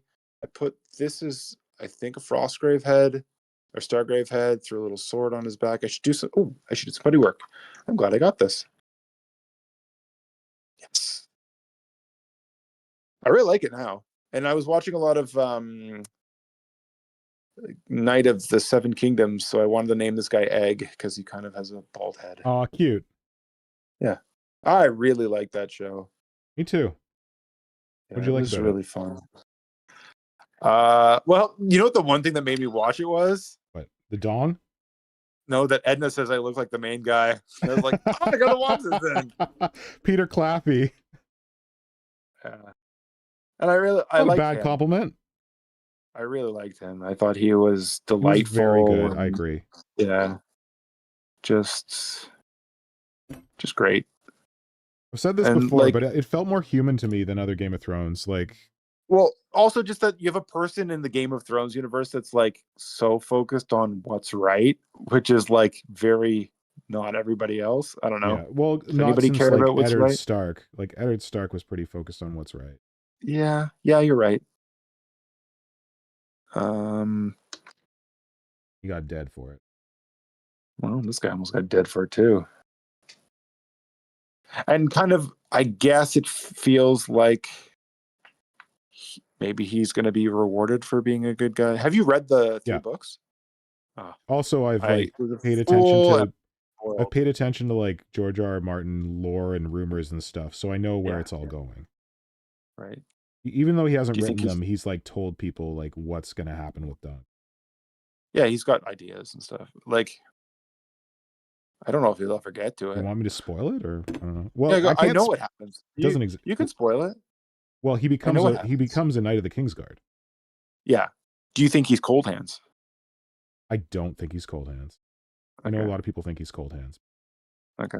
I do not. I mean, he could be, but I do not. This pewter sword is also by the guys that make the Frostgrave miniatures, but you know a lot more than I thought you knew. Okay. Yeah, well, I've been just binging all that guy's YouTube videos. Preston? Maybe. Bald guy? I don't know. I've never seen his face. On those ones. Okay, here is Linda Hamilton. Sorry, I got sidetracked, Diana. No, not Linda Hamilton. Hinda Lamilton. Hinda Lamilton. I like her. Nice. The head saved it for me. I really didn't like this is a Necromunda Hivescum model. One of the guns is from the kit. This other pistol is from Orlok. I kind of liked it, but I couldn't find a head in there that I liked to go with the female body. She got models. This is an Orlok model. This is Hivescum, but she got boobs, and I needed to give her a girl head. And all the girl heads. Back it up. Yeah, back it up. Back it in. And then I found this Frostgrave with glasses. This is from the Frostgrave, Stargrave models that I bought for you. Do they have glasses? This guy was really cool. This is Hivescum. The head is Elysian. I bought the Elysian kit, and then I bought the Rebreathers, so I have a bunch of these heads left over. They're really good, small heads. I like that it's just nose and mouth that I have to paint for skin. This gun, I don't know where Mr. Pink got it from, but somehow it got to me. And then the arms are Skitarii arms. The knife is a knife from Orlok. The white crap is all the... I think I put crazy glue on it, and then I hit the crazy glue with water to make it harden faster. Oh. And it always does that when you throw water on Don't crazy glue. You have baking soda? I do have baking soda, but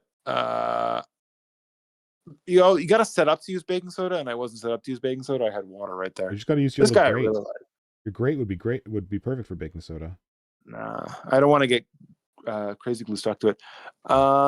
This is a random Kitbash of Frostgrave and Stargrave. I don't know. It's kind of weird that he's got like a operator helmet and an AK-47, and then he's wearing like rags. But I like how small he is. I want to have a model that's really, really small that I can just keep in my bag all the time. I don't know why, but this guy might be the one.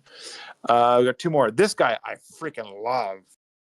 This guy, he's oh, he looks good. The head is from a pewter kit of the Frostgrave miniatures, and then it's a Kitbash of Stargrave and Frostgrave.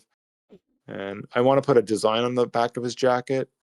Mm-hmm. I don't know, I really like him. I like that his skin actually, like I hate painting skin, and I was just happy with how simple his skin turned out. Put a weird red scarf to attach the pewter to the plastic model. I don't know. Cool. And then last but not least is Dr. Zoidberg. Is that a Frostgrave head? Yeah. And you sculpted the claws? I sculpted the claws. And the funny thing is he's got a little pistol right there. How the hell is he going to fire pistols with fucking claws? Maybe he's going to use his tentacles. He holds the pistol in his mouth.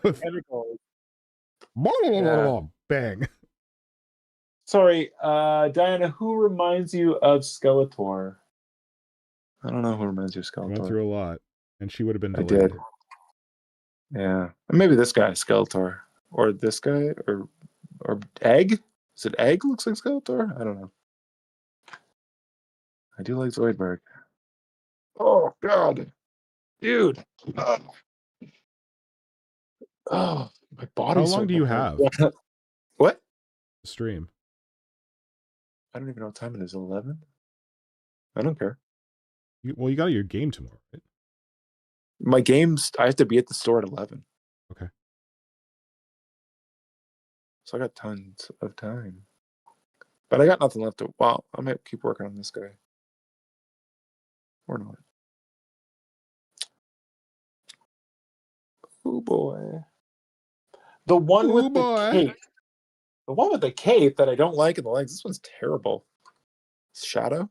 I like the... Well, so I gave it to my son, my 7-year-old son, to play with. And then we named him Shadow, and that made me like him way more. But he's just poorly primed black. That's why he's Shadow. I really didn't like the gun. And I didn't like the position of the legs, and I was just kind of, well, I'll stick them all in one model. And I had a hood. Oh, you mean when the bits were on the sprue, you weren't a fan of those bits, and you're like, whatever. Yeah, because like with the Stargrave, like you get the torso is connected to the legs; it's one piece. Ah. So like, there's nothing I can really convert that. I mean, you have the skills. Convert it how? Cut it the waist. You like one and not the other, but then I'm still like you have a limited amount of bodies and legs. Right. So I got to use them. Well, I was going to say, it's like you like the torso but not the legs, and then there was another one where you like the legs but not the torso. But not the case. This was just not the case. Oh gosh, man! Oh, one more guy. Whoops, this guy's pretty cool. He is a old Catachin. Always when I paint skin. Yeah. Nice. So Catachin, the legs are scout legs. I really like these scout legs. You use the Catachins for your Tau auxiliaries, right? Human Tau auxiliary. This is one of the Tau auxiliaries. I kind of busted them up and reused them 6,000 times. Yeah. I got some space. Danny, you want to see some Space Marines? Always. This guy's cool. Yeah. Oh, there's a couple good ones over there. These are my word bearers. This guy's pretty cool. You gave me the head. I was kind of in a bind and I needed a head. Oh, yeah, that's one of those flesh something. What are they called? Necromunda. Harvest with saws. Corpse grinder cults. Thank you, corpse grinders. I like this guy. It's a good head. I wanted a model with a severed head, like a gruesome chaos model. None of my chaos guys are really that gruesome. Yeah. And actually, this hand used to be on a Space Marine with the severed head, on a Blood Angel. Sorry, and I just didn't like it on a Blood Angel. Yeah.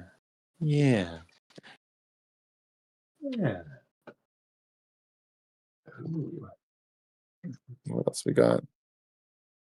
This guy is Word Bearer's Diabolist, and his backpack is what's a Diabolist? They're Psychers. They were in the 2nd edition, and they weren't really in the 3rd edition. And then GW was like, okay, we'll throw some rules out for them. Here you go. And they're really good. They're really good Psychers. Cool. Oh, check this guy out. Oh, this guy's pretty cool.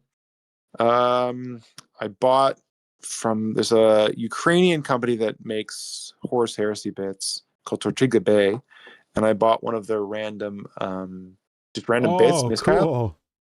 And I got Saturnine? the torso, the head, and the fists, and I got a bunch of the shoulder pads, which I'm using. The legs are actually a 40K model. I don't know what they're called. They're Primaris guys. So I made this guy step on a bolt. Oh, they're Gravis armor. Yeah. I remember it because Gravis is pregnant. Gravid? Yeah. The head isn't so great. Their Saturnine heads aren't so cool, but whatever. I just wanted to make one. Their fists are massive. I like their fists. They look really big. That's from Tortuga Bay. The fists? Yeah. They're miscasts. Yeah. Oh, Vermis is here. Vermis, you missed the part where we were talking about dinosaurs and that we were trying to find the guy who liked dinosaurs. And I was like, it's Vermis. And Brother Pink's like, no, it's Storyboard Guy. So now you guys have to fight to the death. Anything else cool in here? Not really. I got this guy. Oh, this guy. This is from that Glotkin set, and then I threw it random. Oh, that's cool. The Gene Sealer cult. That looks good. Yeah. I really like that. Did I give you that guy? No, it's Tailcast or whatever, and then I threw a bunch of random shit together. I don't think that tentacle. I think that tentacle is from those Poxwalkers. I should finish this guy. Oh yeah. Oh, those little baubles on the back of them. Those are nail beads all glued on. Those look really Those cool. are good bits. Yeah. What do we got? This guy's dual plasma, whatever the hell they're called. His plasmas are supposed to be these special like word bearer plasmas that are destroying the plasma gun. So word bearers are plasma-y, like Dark Angels are plasma-y? No, they like every faction has its own special gun, basically. Yeah. Blood Angels have melta pistols. Word bearers have this warp fire plasma. Like the word bearer ones are cool because you can have warp fire pistols, you can have warp fire guns, you can heavy warp fire. The Mhara Gal you're working on has a warp fire gun. Okay. They got all varieties. But the Blood Angels just have melta pistols, and they're funny swords. What are their funny swords? They're dumb. They're just power swords that make you take a fear test. This guy's scary cool. Power swords. I don't know who makes this model. It's not GW. Back it up. There you go. Well, that's interesting. I bought it in Tokyo too, or not Tokyo, in Osaka, I think. Any news on your Games Workshop coming to Sapporo? Yeah, well, it's supposed to be opening in May. Cool. But yeah, I don't know. I'm conflicted though because I really rather support, of course, Outback Hobbies. Oh, go to Games Workshop, take a look, and then go and buy it at Outback Hobbies. I know. But at the same time, like having a Games Workshop is good, I guess, for the hobby that Japanese people can go there and so here's get the into deal. it. Here's the deal. People are probably not going to find Outback Hobbies. They're going to find Games Workshop because it's going to be like in a central place, whatever. Games Workshop is going to do the hard sell. They're going to get them into the hobby. That's going to benefit the hobby. They don't need your help. Like, it's going to succeed if it succeeds. You going there is not going to make them succeed. Whereas Outback Hobbies may not succeed if it doesn't have your support. Yeah. And like that's like a person you know who's like running his personal business. Like, you know how if he has staff, he's treating his staff. Like, hopefully Games Workshop Japan treats their staff better than like Games Workshop in other places, but they have a single staff member. I know. Oh wait, at Outback? No. Yeah, well, Outback too. Outback well, he has his child. I mean, he's got child labor going, but True. And his wife and his sister. But funny one is like I've only really been in. I guess I've been into 2 Games Workshops in Japan, but the one I went to in didn't we go to one in Osaka? Or no, I went to one in Osaka. I don't think I went to one in Osaka. Where was I when I went to that other one? Where did I recently go in Japan? No, it was our family went on a trip, and then I took Toa to the Games Workshop that was in that city. Did we go to Yokohama? I really can't remember. Anyways, the funny thing was that the guy in there, his name was John. Like, he's a guy from the UK living in Japan working. He runs the store. Yeah. But my son just keeps calling him John Cena because that's the only John he knows. So every time he talks about Games Workshop, my son's like, John Cena! He doesn't even know who John Cena is. This guy is John Cena to my son. That's John. You need to tell John that. You need to go back and tell John. Yeah, I know. Just call the store. I think John will appreciate that. John was really nice. I like John. Oh, did I tell you that I watched John Cena in Peacemaker? Yeah. It was particularly pretty good. It was better than I thought it was going to be. Particularly because I hate DC. Okay. Did you watch the Superman one? The movie? Yeah, the James Gunn Superman. Yeah. You did? So I didn't want to watch it. I think Superman is the most boring superhero because he's basically invulnerable except for kryptonite. And that feels inhuman to me. But Preston, my boy, YouTube Game of Thrones dude, he saw Superman, and the way he like reviewed it and talked about it, I went and saw it the same day. Okay. He described it as being like very like punk rock, and I like that idea. And I don't know, I enjoyed it. I think that it made Superman feel human to me, and that was fun. I didn't finish it. I did like it, but I didn't finish it. Okay. That's my problem lately. I really can't finish anything. Also, I started watching Hot Sinners, Girl in and it, and Hot Girl should be called Hot Girl, as far I as know. I'm concerned. She's barely in it, but from The Last of Us. Like I tried to watch Sinners, and I What? liked it. Oh, fuck, Sinners And I is couldn't so finish bad. it. I have the attention span of a Cocker Spaniel. That's not cool, man. Whatever. I'll get to it someday. God, I hope so. And his name is John Cena. Well, the thing that I guess you probably don't do is see things in theaters. Yeah, I do not. I watched most of those in theaters, so I didn't have an option. Yeah. I had to watch it all the way through. Also, we went and saw Sinners in like 70mm IMAX or whatever, so. Ooh, very nice. Look, this is all the green stuff I have left. I think I did a pretty good job. You mean right now or like ever? No. That I used today. I had so many little things to do. Green stuff. I was going to say, because Craig, if you need some green stuff, I can hook you up. I think I'm good for a bit. Don't worry, I'll leave it to you in the will.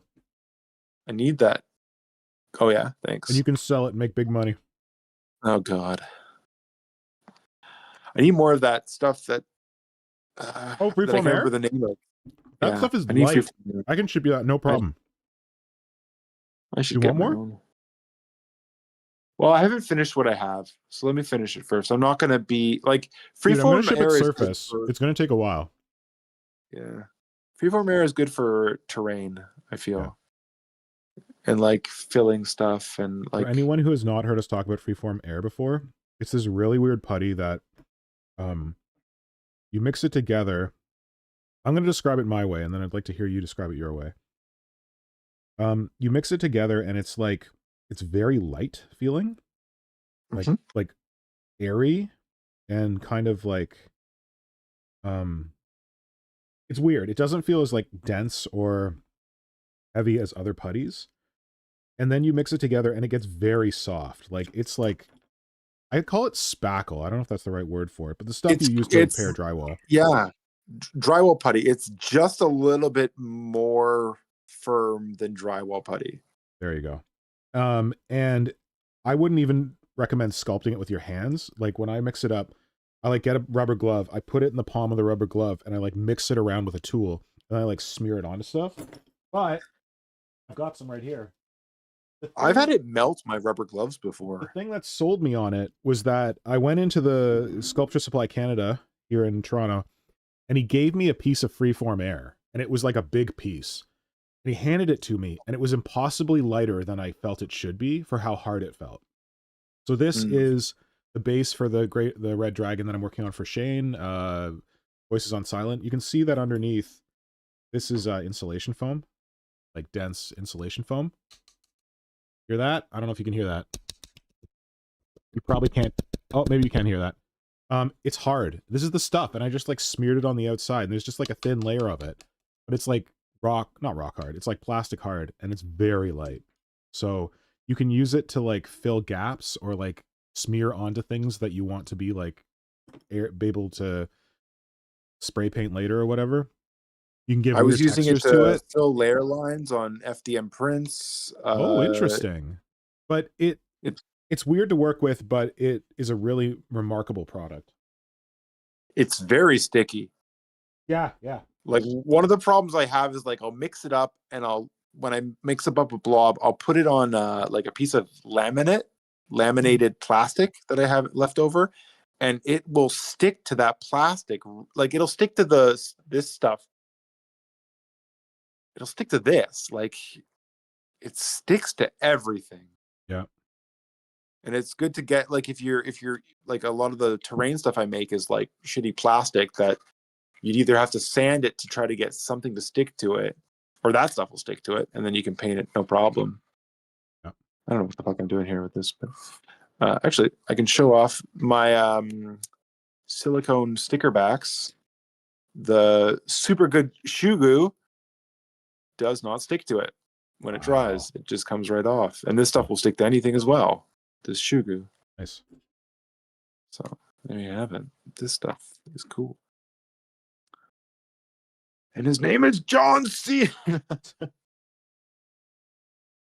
No, you need it now to have it later. Clutter your place. Be a hoarder. That's got to be Vermis. Yeah. Vermis is reviewing like all the putties ever. Okay. Like the Vermis, putties that no one else wants to take time with, Vermis is reviewing them so that we don't have to worry about them. There's a Korean putty. Oh, don't tell him he's gonna put it in his cave. Okay, go ahead. It's red. It's a red putty. I think I've seen. Is it red or pink? Red? Pinkish red. There's a Korean guy that used to use it a ton, and he moved over to 3D rendering stuff instead. Like, he used to sculpt a bunch of really amazing models, and then he moved over to 3D rendering, and like none of his old hand sculpts are on his Instagram anymore. Oh, that sucks. I'll pull them up. I'm not showing you guys anything interesting right now. Instagram. That's my name. Name again. It's Instagram. Why can't I remember his name? Cancel.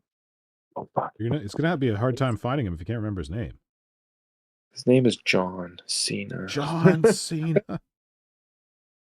No, I actually messaged him so I wouldn't lose track of him. Smart. And he's like, "Why are you messaging me?" I'm like, "I just messaged you so I could keep track of.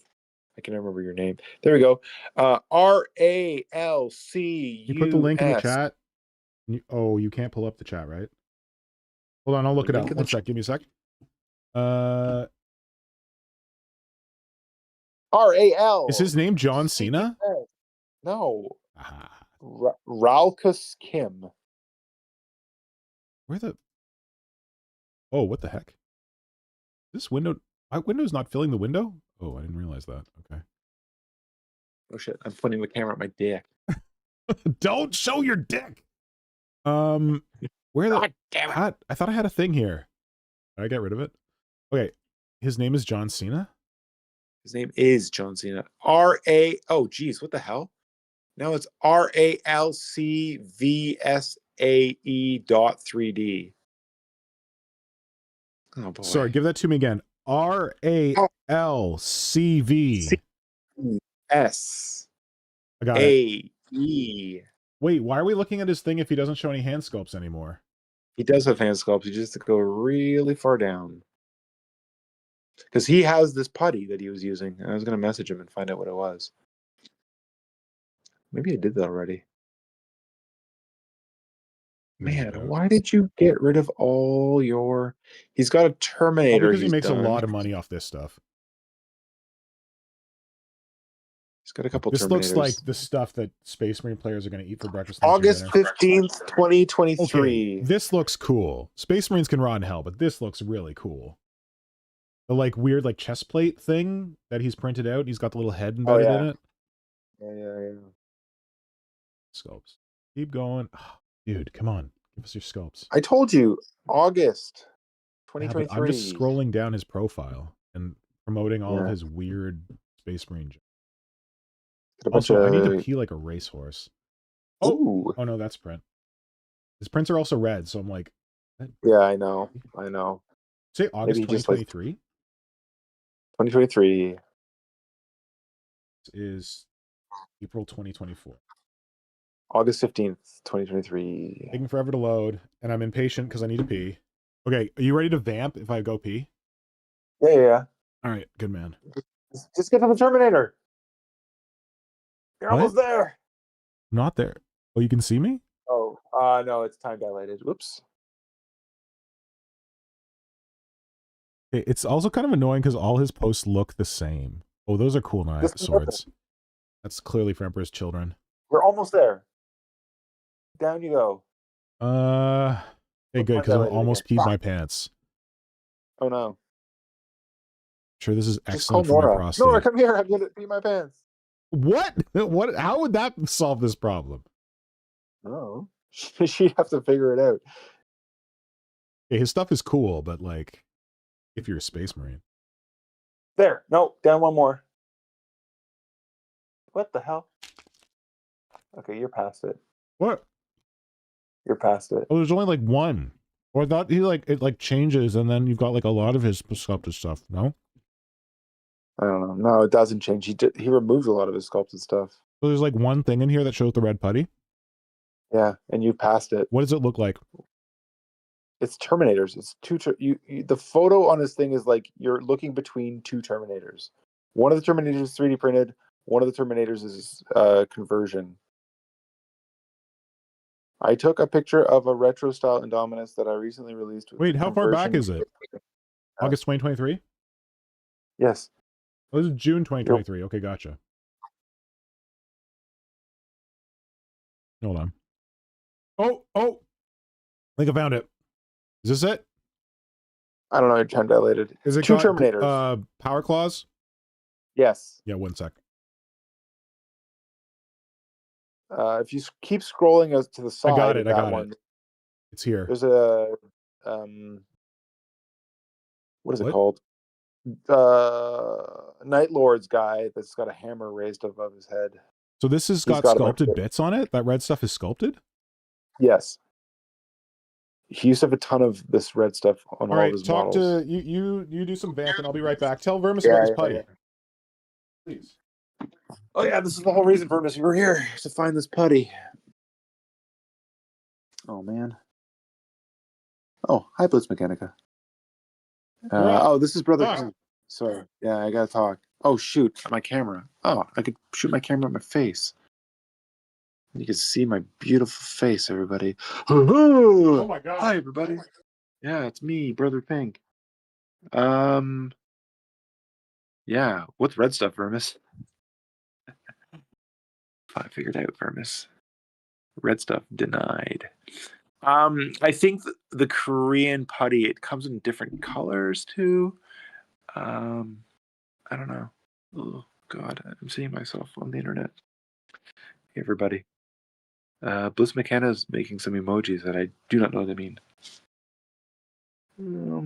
It currently is almost midnight, so I should go to bed at midnight. I think it is 11:35, and I may not have had dinner today, but that's okay. Dinner's not important. I had lunch for dinner. I had 2 meals, one of which was at dinner time, and one of which was breakfast. Do I look like the knight from A Knight of the Seven Kingdoms? Duncan. Somebody said I look like Duncan. I don't know. But I like to pretend I do. Those are shocked emojis. Okay. For my shocking reveal. I wonder if it's DSPAEI putty. Vermis, I think you're correct. I can't look right now because I'm using my phone. Sorry. What the hell? I can show you guys cool things. No, I can't. There's no cool things in my house. Mostly kids' things. But I'll show you guys the masks I made. Oh, this is a cool thing. This is my windowsill where I sometimes display models. And it just makes me happy seeing my models. I did a lot of work on these terrain pieces. You can't see anything. It's better in the morning. This is like some random trash pile. There's a scout. This is a Gachapon penguin tank. This is a 5-minute mission Gundam. This is from the dollar store. This little barricade. This dollar store. These are blocks. I was going to show you guys the masks I made. They're paper mache, which are in this messy room, I think. And there's only 2. I've got a Spider-Man that does not fit my head. I really like this one. On the inside, it's mostly cardboard and paper mache. And then my recent one, this one was really good. This is Ghostface Killer. Kind of looks like Ghostface Killer. My 7-year-old son wanted to be Ghostface Killer, so we made it work. The dimensions of the Ghostface Killer's face are that putty that I was going on and on about. That it's nice. The supply that I got from Mr. Pink was like abundant, so I could use it for and like that's one of the hard things about putty is that right, you get a hammer, everything's a nail. You've got putty, you think, oh, I can solve every problem with putty, and then you're burning through your green stuff and you're burning through your epoxy sculpt. Well, this stuff is great because and I burned through it. This Mechanica wants to know what everybody's hobbying on now. Masks, nice. Yeah, took a while to figure out how to make masks that are comfortable for kids. And yeah, eye sockets they can see and they can breathe. Oh, Kudjan says I look like Duncan, and Rumor says it's the haircut. Yeah, it is mostly the hair. But I think like there's lines in my face, or like my eyes are tired like Duncan. I don't know. Kajan made some silicone cups today. Silicone, Kajan, are the cups silicone so you can mix things in it and they won't stick to it? I've wanted to make a silicone bowl. I know that problem, but I stopped when I realized it makes the masks real heavy. So yes, I've made a mask. I made a Batman Beyond mask many years ago, and I used plaster strips to make it, and like to make this massive forehead and the spiky ears. It was so heavy. Oh my gosh, that was a big mistake. So that's why I do mainly paper mache, and then this putty that Mr. Pink put me on is incredibly light. So it was really good stuff for masks.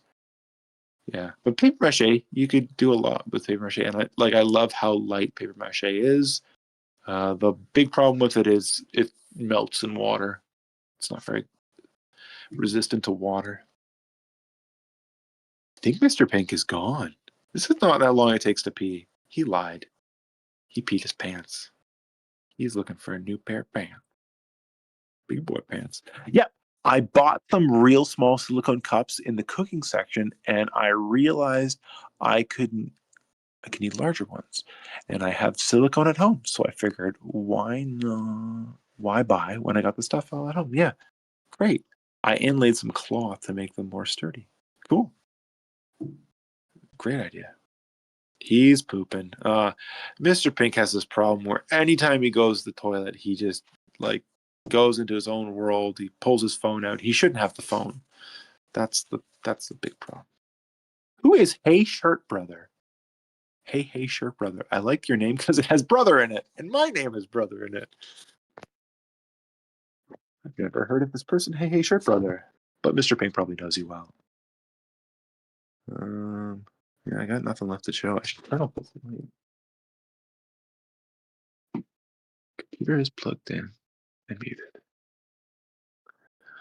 Boys and girls, or he fell in it. I have this problem that anytime I get left home alone, my wife and kids go off on an adventure and I'm left home, I immediately pull up my hobby stuff and make a massive mess. And then I've got to clean it up before they all show up again. And that is the situation that I'm in right now. But I could do some work tonight. Yeah. Oh, I'll show off. Oh, I do have a model I can show off. This guy.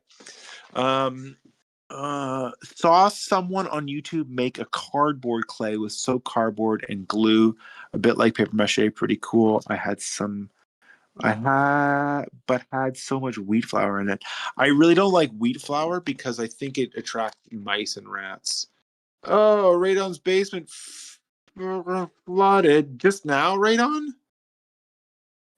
Anyways, sorry, Radon.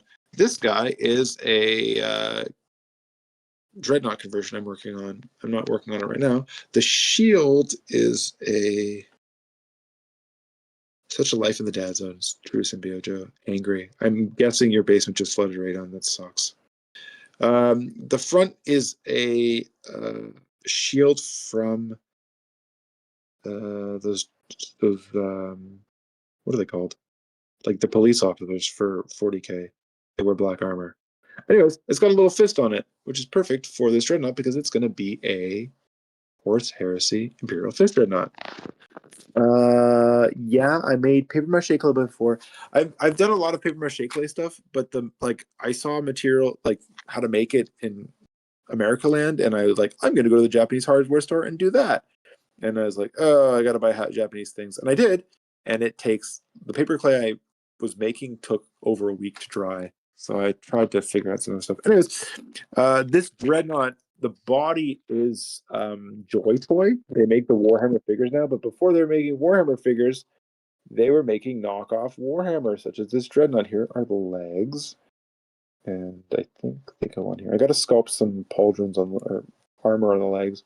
It's basically the same size as the front plate is an actual Dreadnought plate, but then it's got this weird like tank on the top. I got a back on it. Oh, I used, where is it?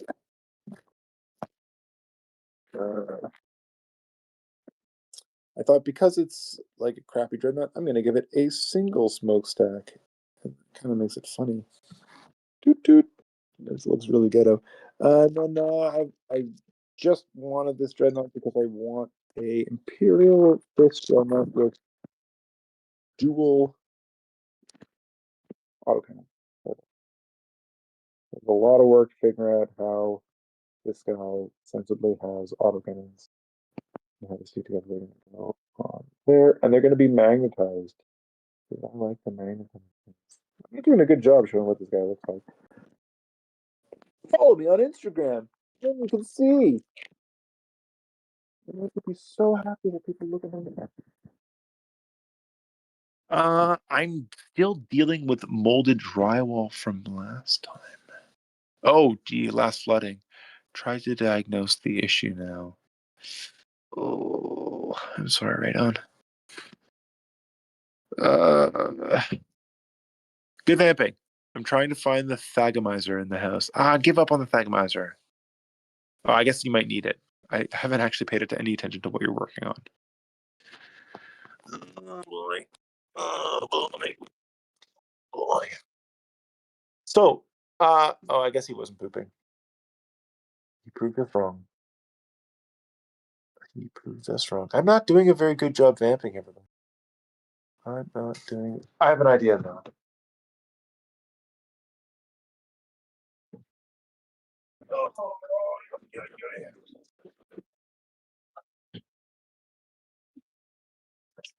One of the benefits of no kids.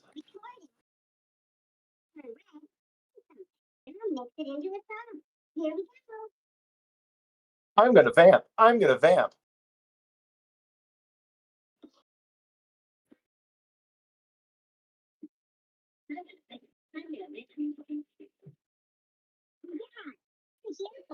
Love this thing.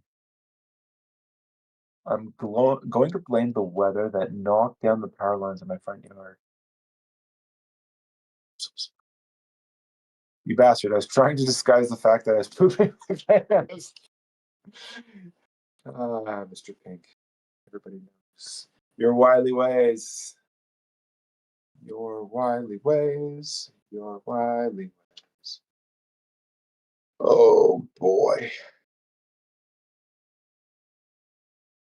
Well, that used up a little bit of time. Not necessarily enough, but yep. Oh, another thing I really like about the Shoe Goo is it dries incredibly fast. All the things I magnetized that have Shoe Goo, this guy, should be dry now. This little guy. I guess nobody really saw me working on him. He is my champion for word bearers. Oh boy, it does, but yeah, the arm connection isn't that great actually. I didn't really test it. I just prayed it would work, but I can hide it. It's maybe reaching over his shoulder or something.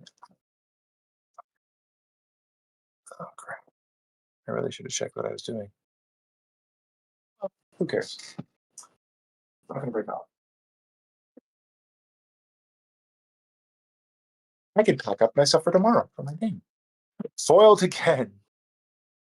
Shoe Goo is like construction adhesive.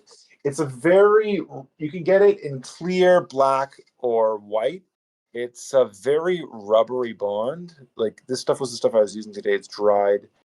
It'll stick really well. It won't stick to that thing I had, the backing I had it on. But this is the black, my go-to. But clear is pretty good. Comes in a very wide mouth tube, so you always squirt out way more than you need, and it dries, I would say, slower than super glue, but faster than Greenstuff. Tell us your favorite thing Dad ever made. Dad made me an airplane. It's somewhere here. Where is it? really like that airplane. I don't know where it is. And that one was like, I was playing this game called, it was like a DOS game called Raptor, and there were these airplanes in it that were really cool, but they were flying backwards. So I think I drew it, and he made it out of wood for me. And he made me a submarine when I was crazy about submarines. The coolest thing Dad ever made? A gun. He made a gun, and it was cool. So much vamping. Jeez, just let us talk to you while you poo, Mr. Pink. We all want it. We all want to talk to you while you're pooing. Just give us what us want. Oh, friggin' hell. I can't talk. Oh, you're back. You're not back. We just hear your private things. Let us talk to you. Oh shit, I'm back. Oh no. Oh wait. No, you're hearing yourself. I don't know if you can hear yourself. Yeah. I'm all out of stuff to talk about. I've got the stream on my phone and bad things are. Yeah, I don't think I do look like Duncan. My head does. The rest of me don't. Man, that's a massive man. It's a big, strong man. I think that's why I like it so much. Because it's my head on a big, strong man. That's the only reason I like it. Okay. Back to funny business. Did you find the Thagomizer? Did you No, try to find it? I mean, yes. I mean, no. I mean, no comment. Oh, so I've got this Swamp Crock, old 3i. I may not have found the Thagomizer, but my trip was successful. My Crock, it has a Thagomizer. I think I should tear it apart and redo it. There's nothing really cool on it. I think it's got a random chaos sword. And was that barbed wire? No, it is wire, but it's not barbed. Maybe I should find some I got a roll of barbed wire here. Oh shit. Hook you up. Yeah, hook me up, bro. It was a gift from Josh. Oh, my favorite Josh? Yeah. Nice. Who's never met me, actually. Cool. I need some barbed wire. Yeah, Josh who buys like way too much Warhammer crap and then just dumps it on me. Gale Force 9. Yeah, and then I get it. Barbed I get wire. it. Josh is the best. Josh. A second. Always enable Josh. That's what my shirt should say. I hope Josh is doing well. So did you decide on what your favorite thing Dad ever made was? A gun. Guns are cool. He made guns. There, that's the big influence Dad has on my hobby. Obsession with guns. Thanks, Dad. And knives. He did make firearms, but he was very like responsible with his firearm stuff. Yeah. Yep. Oh, I had something that I wanted to share, but I can't remember. Was it your poop? Oh, I think I have. I don't know if I have the plane. Wasn't it supposed to be like a Batwing? No, it wasn't a Batwing. There's a game called Raptor. It was like one of those games where you're in an airplane, you scroll around, and you don't get shot at. Yeah. And one of the enemies had this plane that was that shaped, but it flew backwards. Odd. And I was like, that's so dumb. It should fly forwards. I want that airplane flying forwards. And then he made it. I think I could go find it now that you're back. Are you working on anything? No. You ain't working on nothing. Still working on this creepy chaos thing. Oh, I can show people my hobby room, which I don't use for hobby. Oh, that's a good idea. Yeah, I should have done it earlier. I hope there's nothing revealing in there. Maybe the airplane's in here, though. And I gotta close this curtain. Oh, because you're working downstairs. Yeah. I do not work in my hobby room. I love working in my bathroom upstairs. Oh, I'll show the bathroom. I love the bathroom. I love painting standing up. Oh, the fish is in here now because it's too noisy. That's where I'm going to keep my models. You paint standing up. Interesting. My paintbrushes and my toothbrush and my paints. No one uses this bathroom? Well, no. I should keep this bathroom cleaner, but I got sick and stopped cleaning it up. But the problem is that they go to sleep. Yeah. And my hobby room is beyond the room that they're sleeping in, which is here. Oh, right, because you so I can't wisely and foolishly hid it in your closet. And you could keep it from your sons. Yeah. Where is that airplane? Oh, there's another airplane. Maybe it's in here. It's a crazy thing that like it's a mess. It's a fucking mess. But I know where shit is in this Dude, mess. my hobby room is a mess too. Don't worry. Yeah. But this is the hobby room. Oh, there's the Titanic my son made. Cool. Yeah. There's a lot of cool stuff. I should have come up here while I was vamping. It's a super mess. Holy cow. Yeah, man. This is just a big pile of shit. This bag I bought to hold more shit. Broken toys, and there's a Santa Claus beard. There's a Kaunashi. That was Toa's Halloween costume last year. Nice. Yeah. I don't know where the airplane is. Huh. I thought I'd find it. What's that guy called from Spirited Away? Kaunashi. I didn't know that. No face. Kaunashi. Wakata. I've got so many damn paper mache masks. Jesus. It's what you do. Yeah, I guess so. Jam. It's funny when you just make things and don't even like care. So I made another thing. Just throw it in here. Yep. Oh, you gave me this. Oh, I got the stuff up here. Oh, let me see. This one? I forgot I gave you that. Does it fit? Can you wear it? I love it. Oh yeah, it's great. Good man, because I love that jacket, but it was too tight for me.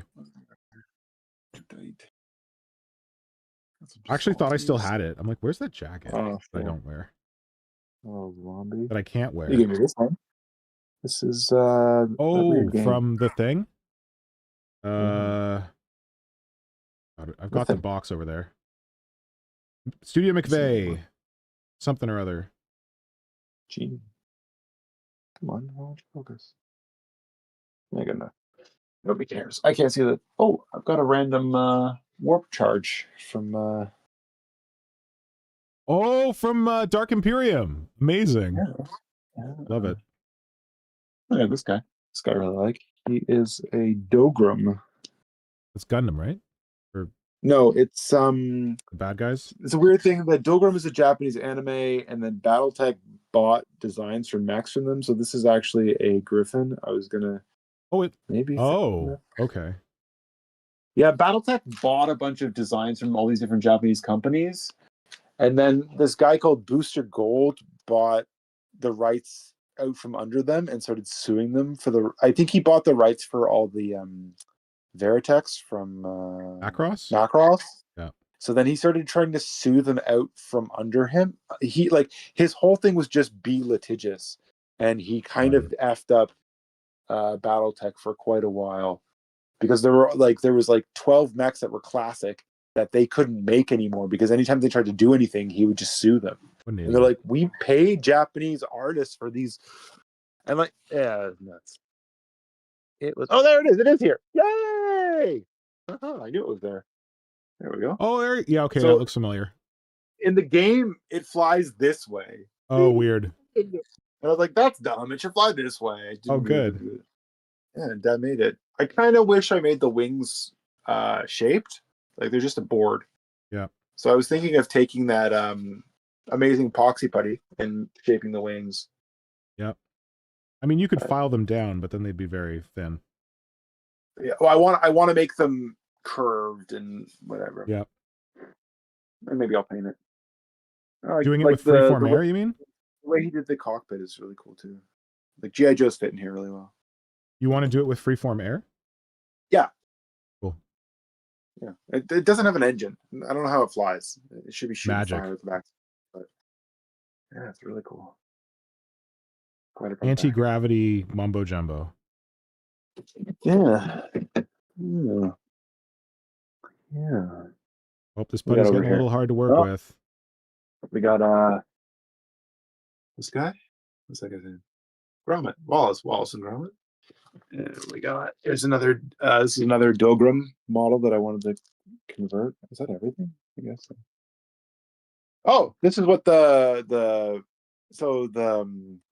Subnautica I made was made from this toy. That's a really cool toy. I think I've seen that. You have one. I have one. You have one. Yep. Yeah. Toa's named the Subnautica in Futuriman, which is Fat Man. But I like the Futuriman better. Fat Man. Here's a little Necromunda shack I was making. This is originally it's like a foam core thing from the dollar store. It was like a little police station, and I kind of glued a You bunch get of crap police on it. stations from the dollar store? That's cool. It's really chintzy, but Yeah. I kind of built it up and stuff. Works for our There's a purposes. towel. It's a towel guy that I bought from Fender's Games, pre-owned. And there's another towel guy. This one you got me. I put a Gundam head on him. The one that And I like got the guy to convert a head for you, and you're like, this head sucks. That guy got fired from Games Workshop. No. Because I used the neck. You got the neck is what he converted. Yeah, and then I kind of put a towel head on it, but I had this Gundam head I wanted to use instead. Cool. And he's magnetized at the waist. So I wanted to magnetize him at the waist so that other scaled mechs could swap legs and stuff, and you could check out different setups for them. Okay. Oh man, it's a mess in here, but I can foreground through. Do I still need the vamp? No, I'm here. Why not? You vamp. You do whatever. Here's a Final Fantasy VII inspired lion. Nice. I painted this guy so fast. It was for a contest, wasn't it? Kind of. I was just excited. I was amazed by how fast I got through it. It's not focusing. Or the back, maybe? I know what the problem is. It's in front-facing camera. Everybody, sorry I'm talking like a sailor. There we go. In honor of Dad. Dad. One of my things with Dad was that because he could like fix anything with wood, I would take him my plastic toys when they broke, and I'd be like, "Fix this." He's like, "I can't fix this. This is plastic." I'm like, "What do you mean you can't fix this? You can fix anything." True. Fixing things, fixing toys. Yeah. And like I think for him, like he wanted to fix it a certain way, right? Yeah. It had to be fixed, not just like a half-assed thing. And if it was half-assed, he'd be like, "It's half-assed, it's gonna break." So like well, I do that too. Nora's like, "Can you super glue this together?" I'm like, "I can super glue it together, but it's not gonna stay." And like when it's like, "Oh, I've got this process I want to go through to make sure that it's gonna be fixed. And I know how much time and stuff it's gonna take." Yeah. Not hobby creativity, but what I appreciate that Dad always encouraged me to read. Yeah. But he basically told me at one point, he's like, I don't know, if you want video games and stuff like that, I'll consider it. But like, if you want a book, I will buy you any book you want all day long. Yeah. That was very cool. So I was like, "Okay, can you buy me like the first 4 Harry Potter books in hardcover?" And he's like, "Yeah, no problem." Yeah.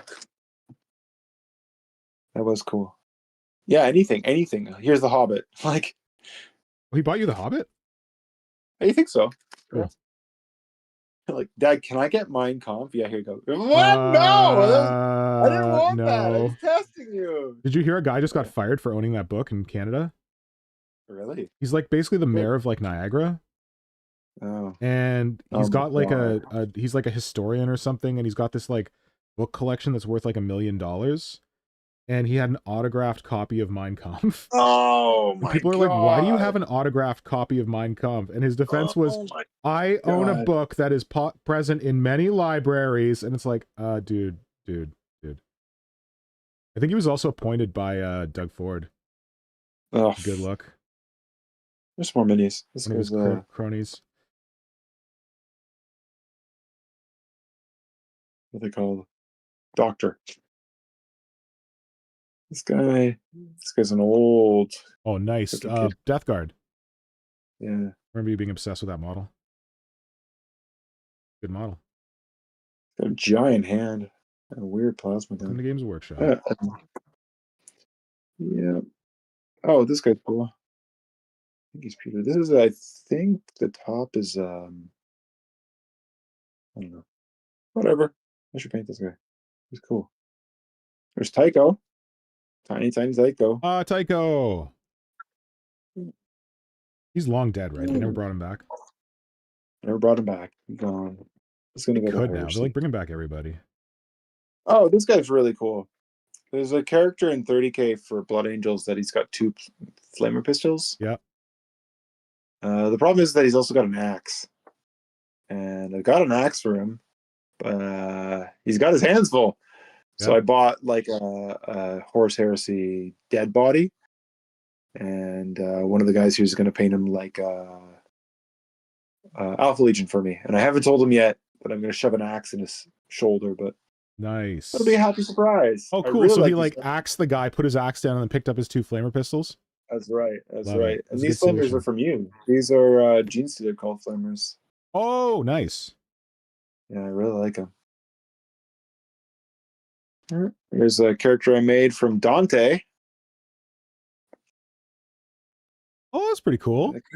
Yeah, but the shaft of his chain axe is not very good. It's not cylindrical enough. Whatever. Yeah. But he does what he does. Does what he does.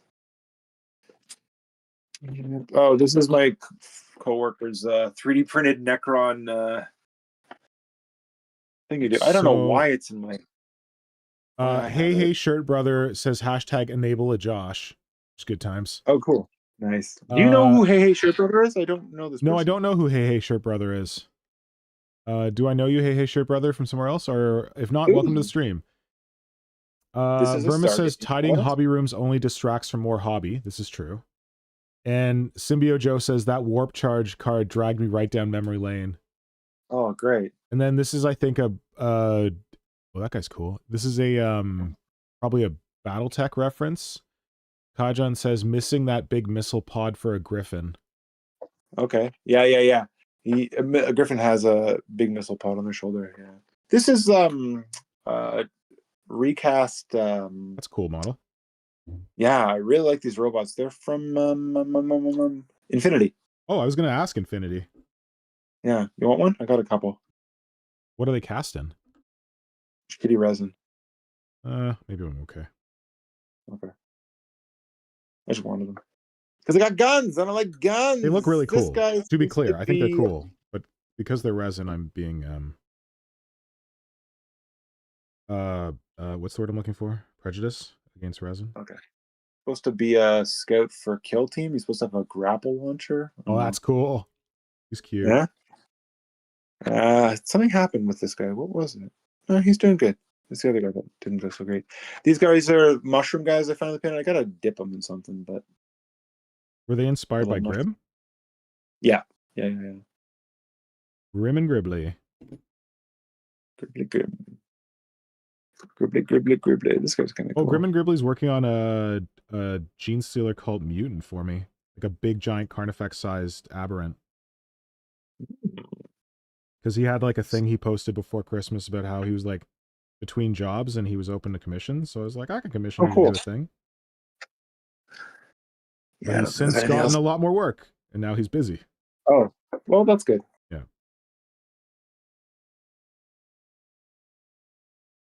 Oh, I can show BattleTech stuff. What's in here? Imagine I don't like your BattleTech stuff. What?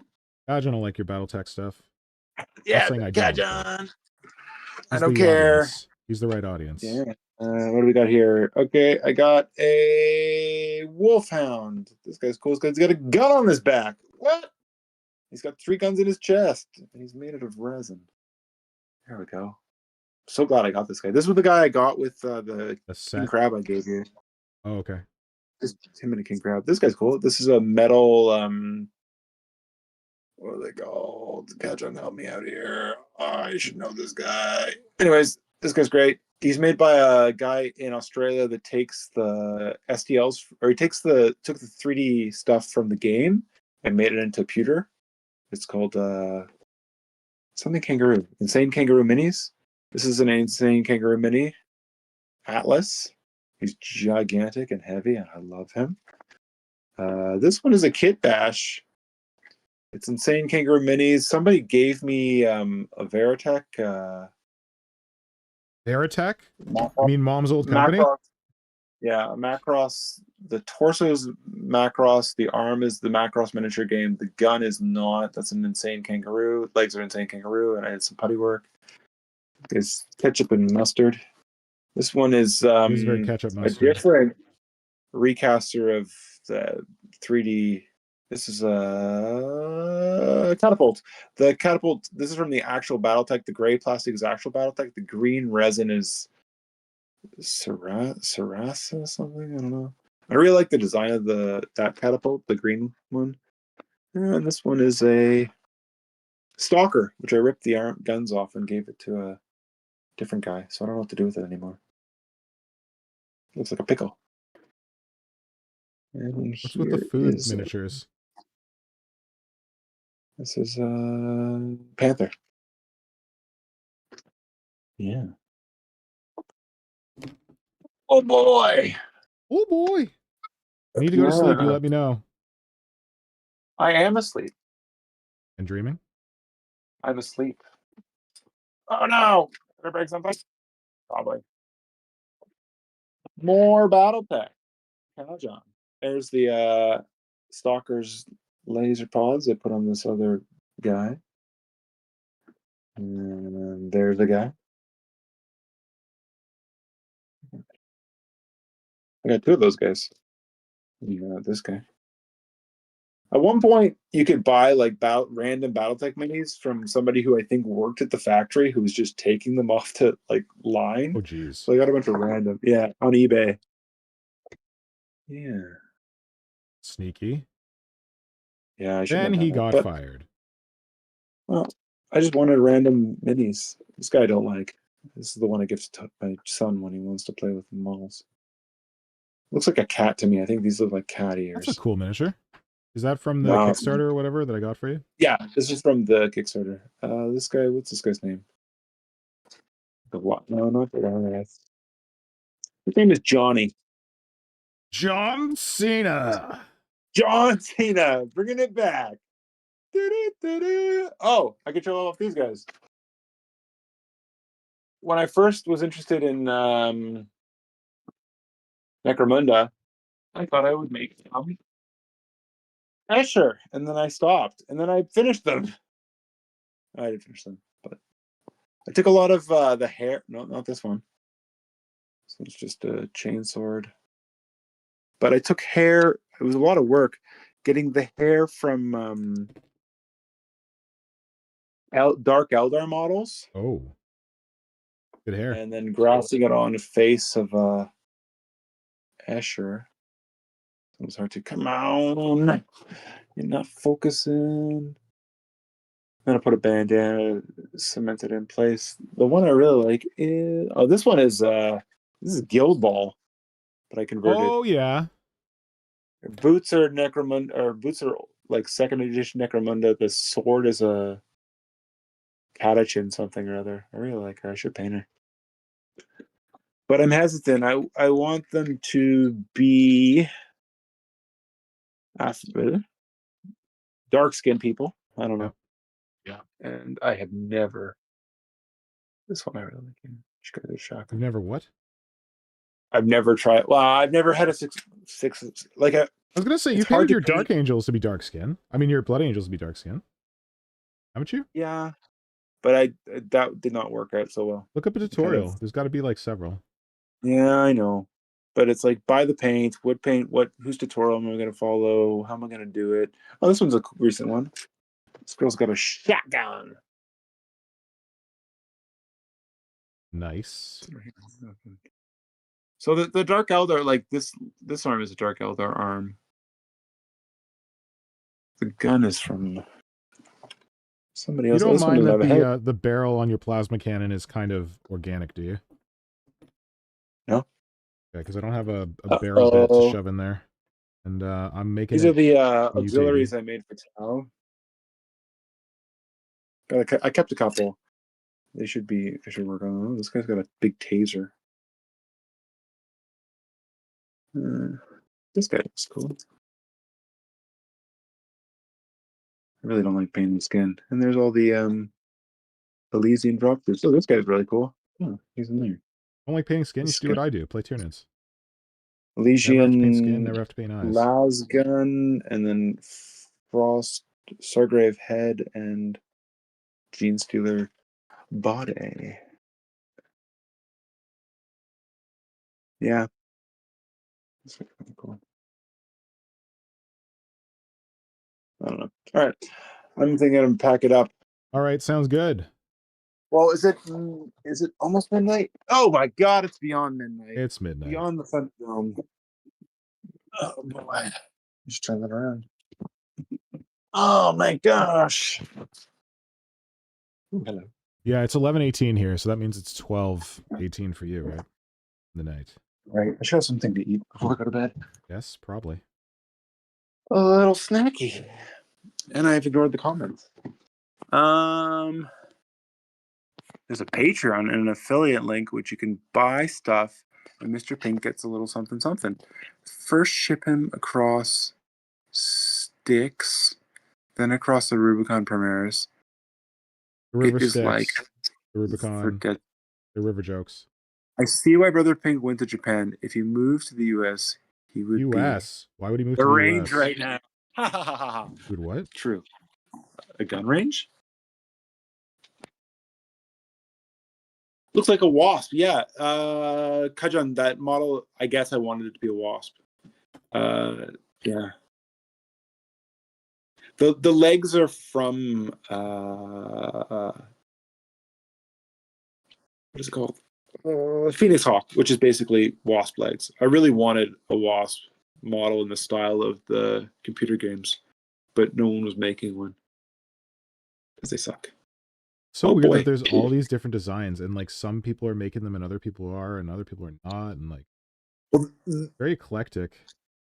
The weird one was that like people were just scraping it out of the video game and making them for the miniature game. Yeah. And like the video game was like, okay, do it. We don't care. Cool. And then like, and then so there's the models that like the old Peter models, and then they just did the Kickstarter stuff to revamp everything. Yeah. So there's like, yeah. And so before even the Kickstarter, the miniatures made by a company called Ironwind Metals that made all the Battletech medals, like you would have like 18 different versions of the same mech. And I guess the idea was that like this mech is made on so many different planets, there's slight variations, but that's cool. I like that. Yeah, a lot of them are really wacky and 80s-y and whatever, but it's cool. It's cool that like. Well, then you can choose a different one. If you don't like that design. Exactly. Oh. Yeah. All right. Can you even see what I'm doing or no? No, my face is covering it. Okay. But I'm seeing the gun barrel now, and I really like it. Okay, cool. Wait. Yeah. Very Tyranidy, you jerk. Well, like the whole rest of the gun is biological, so the biological stuff is creeping up the bottom and coming out the front. Vermis says, "Don't feed it after midnight." Shut up, Vermis. I can feed it all I want.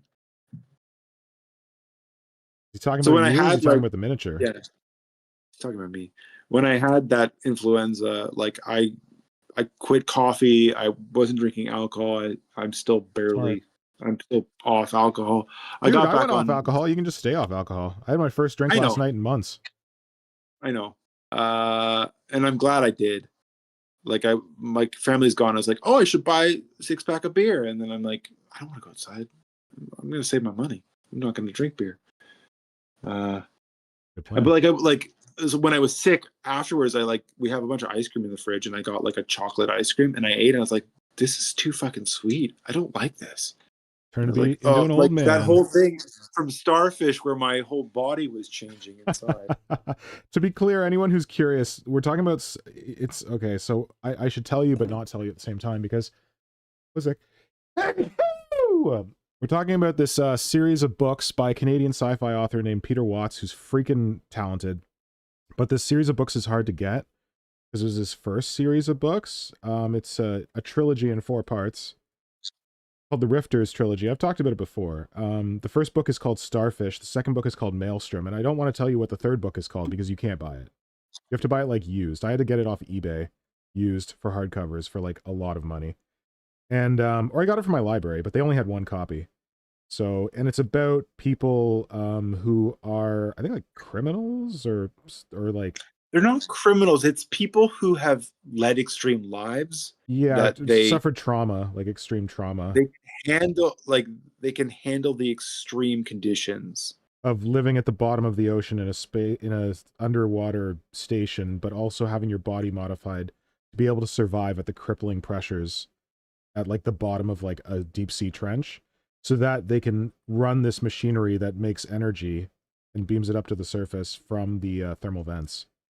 I don't think it's a spoiler to say that early on in the book, all these people start being like, you know what? It sucks being inside this tank under the water. Let's just go live outside. Yeah. And that's like, that blows my mind. I love that.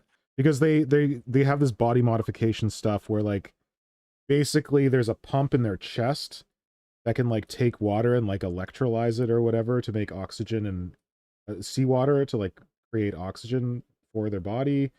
And then like there's this whole system where like it pumps all of the air out of all of their organs. Like it deflates all their internal organs. It deflates their lung so that they can go outside and not be crushed by the pressure. Science fiction, but like the guy, I think he was a marine biologist, Peter Watts. So like he has experience. Really? Yeah, I'm pretty sure he was a marine biologist. But so then there's the part where they start modifying that thing that, what is it, like an adrenaline thing or? Oh, they're supposed to have these chemicals pumped into their system that like keeps them from freaking out at the bottom of the ocean or something. I think that's what it is. I haven't read it in a while, but they realize that it can be used to like control them. So they start modifying their own like implants. And then, oh yeah, because like it's this crazy thing where it's like the low level telepathy. And like, oh yeah, the implants like stop you from being able to do this. Like, it's not like telepathy where you can read someone's mind, but it's like this telepathy where you can feel someone's emotions or something like that. But it isn't.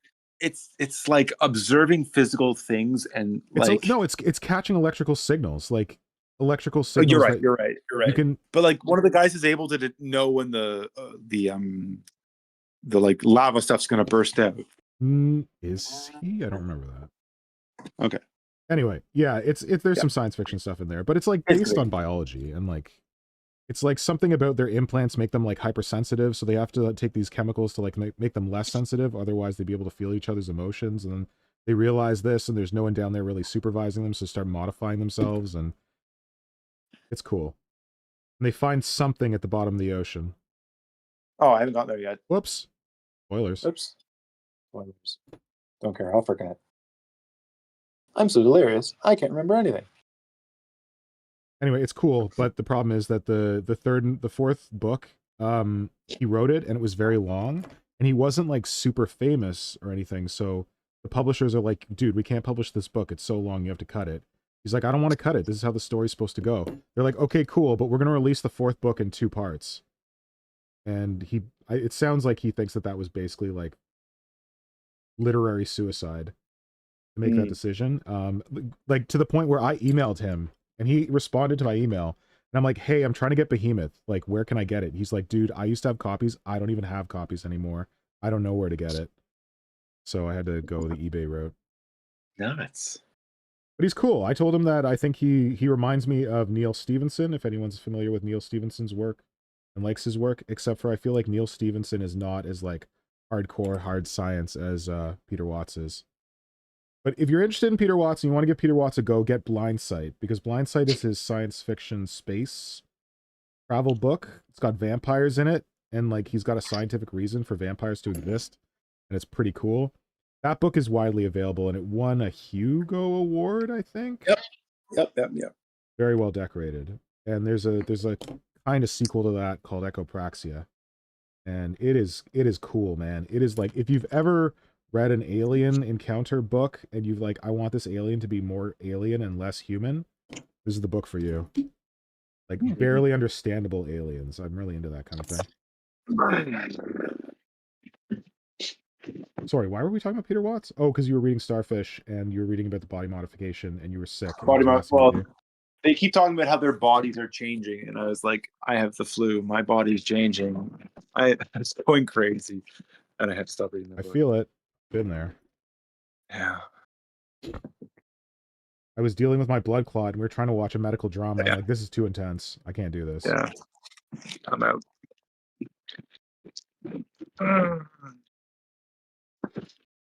So we're in a situation, the game tomorrow, where I'm bringing stuff. We're playing Zone Mortalis. So I've got these cardboard tiles from Necromunda. Yep. And I think the guy I'm playing, he has the plastic GW Necromunda Zone Mortalis tile. Yeah. So he's bringing that. So like we're kind of overkilling it on the Zone Mortalis, but well, we'll isn't see. the whole thing with Zone Mortalis that there's a lot of terrain? Yeah, but like with what I have, the walls are drawn on the cardboard tiles, so you're like, oh, there's a wall here. So we don't there's no need physical them. wall. Like standing. Yeah. It's not vertical. But if his walls are the GW ones, they'll just sit on top of my tiles, and it'll help us be like, okay, here's a layout. You drop your terrain on there. Bing, bang, boom. Nice. Bob, you're on call. Sounds good. Yeah. I was going to bring a video camera to film it. Ooh. But I will not. Well, I wanted to film it so I could watch it again and just kind of go over. It's my first time playing 30K. Just go over and see. Look at you being like a filthy competitive neckbeard with your. I'm not going to bring it. I used the video camera case to transport my Pewter Dreadnought, so it's not. I'm not. You have like a separate video camera? Yeah. I have the situation where my coworker Daniel will buy something and then he'll buy something that he wants more, and like, so I bought like a video camera off of him. Yeah. I bought a computer. I didn't know they made digital video cameras that aren't just like cameras. This little handheld one. It's great for all the kids stuff. Yeah. That I have to go to. Like I wanted to film the concert thing that my son and I did together. And that was why I bought off Daniel. I bought it off pretty cheap for him too. So it's good. Nice. And he's probably going to be selling off all of his stuff soon. Is he fully recovered from his crazy injury? He is anti-recovered from his crazy injury. Oh no. Every time I no shade. I don't take as long as he needs. We're doing really well actually. But no, I'm just worried about him. Every week my work is like, I guess I'll be back in a week. And like both me and the other English teacher look at each other and are like, are they fucking stupid? Are they fucking dumb? Like, yeah, like he had a significant injury. He was supposed to be able to walk March 18th. And the last news report we got, he is behind on his recovery. So they don't expect him at a rehab facility or something, or he's not home, right? I don't think he's home. I don't think he could get upstairs to his apartment. To be home. Wow. You seen him? No. I can message him, but wow. I don't want to bug him, but well, he also might appreciate someone reaching out though. You got to remember that. Like I understand the not wanting to bug him and I feel that sometimes. He is a prickly motherfucker. Yeah, but that doesn't mean he doesn't appreciate it, unfortunately. Like even if he doesn't act the way he should act when someone does reach out to him, he might still appreciate it. I mean, you don't have to save him from himself, but I'm just saying. Right. Like I get in the headspace where it sounds like you are, where it's like, oh, well, this person's dealing, like my boss at work dealt with an extremely significant loss. Her husband died. She's got 2 kids. And I feel the same thing where I'm like, oh, I don't want to reach out to her. She's probably dealing with so much. But I'm also like, oh man, I should probably say something. Right. But I like worry. I'm like, oh, I don't want her to feel like I want to like her to tell me what's going on or anything like that. And yeah. You and I overthinking it, over worrying about other people, you know, it's what we do. Well, in the past, whenever I try to be really warm towards this guy, he pushes back. So okay. Well, he could push back and then you'll know. You'll be like, okay, never mind. Yeah. But it's a question of whether you feel like you need to. I think I'm cool. What? What? I want him to think I'm cool. What? Oh my god, you're ridiculous. All right, do whatever you want. Good. That's what I was going to do anyway. There you go. What do you know? I didn't check if this fits on him still with this big musculature I'm adding. Oh, crap. Operation Don't Put My Finger in What I Just Sculpted. Oh my god, both parts. This is the boss level of Don't Put My Finger in What I Just Sculpted. Okay, so there's no danger. It's like nowhere near where the arm's going to mount. I'm going to have so much fun watching this episode again. Good. Because I have no idea what you've done this entire time. Mostly it was sculpting the other arm. Putting like sinew and stuff. And then this putty is almost dead, but I'm like, I can still force it into something like flesh. And I was like, oh, I'll just do filler here. But I'm like, well, actually, it's got a little more give in it than just like filler putty. So I'm going for it and hoping for the best. Did you do roller or pipe? I did. It's over here. In fact, it's probably dry now. I just have to figure out how I'm going to fit it. Where did I sculpt? It's going to go like somewhere like here or something, but I don't know. It's not like the perfect shape that I wanted it to be. So I got to figure out what I can do with it. Mm. Oh, actually, now maybe that it's hardened. Maybe I can like bend it a little more. Let's screw it up.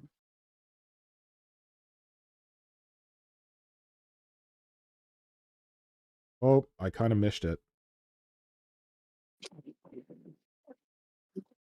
It's too long, it seems. Yeah, that's, I Maybe wanted it not. to have a strong curve in it, but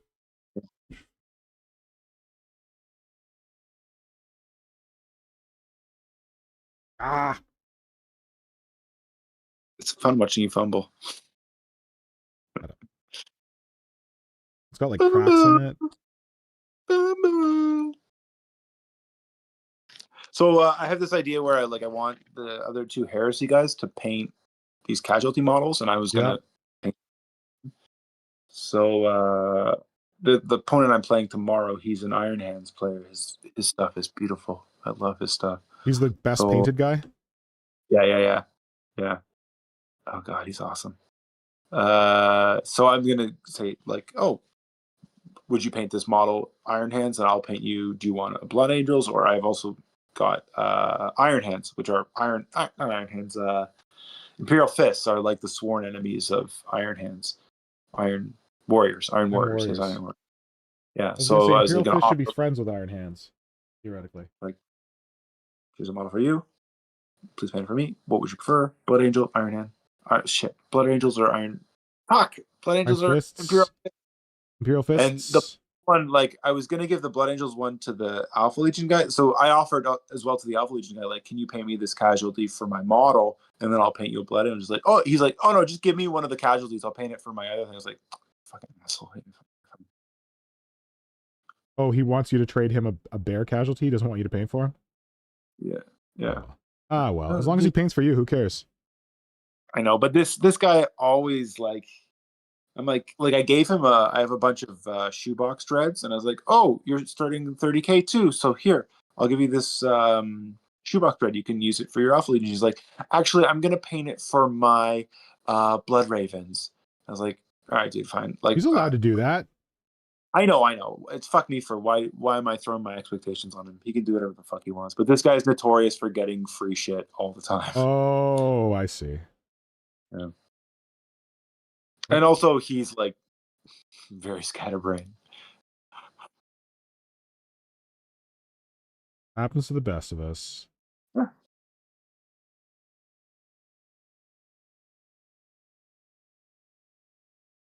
Okay, you going to bed? What are you doing? I gotta eat something and I gotta shower. Don't let me keep you up if you need to do stuff. Also, with Dunkin' Egg, what? I thought the Dunkin' Egg show was just this one season and it was done. I didn't know that the books go. There's 3 books. I knew that who this guy Egg guy is and who this guy Dunk become. But you looked that up? I thought Dunkin' Egg was just this and it was over. Yeah, and I was like, great. Well, it could have been. If it wasn't successful, that could well have been it. And I think they wrote it in such a way that, like, if it didn't get picked up, it would have been, like, not that frustrating. Yeah. Like, it's got a decent ending. Yeah.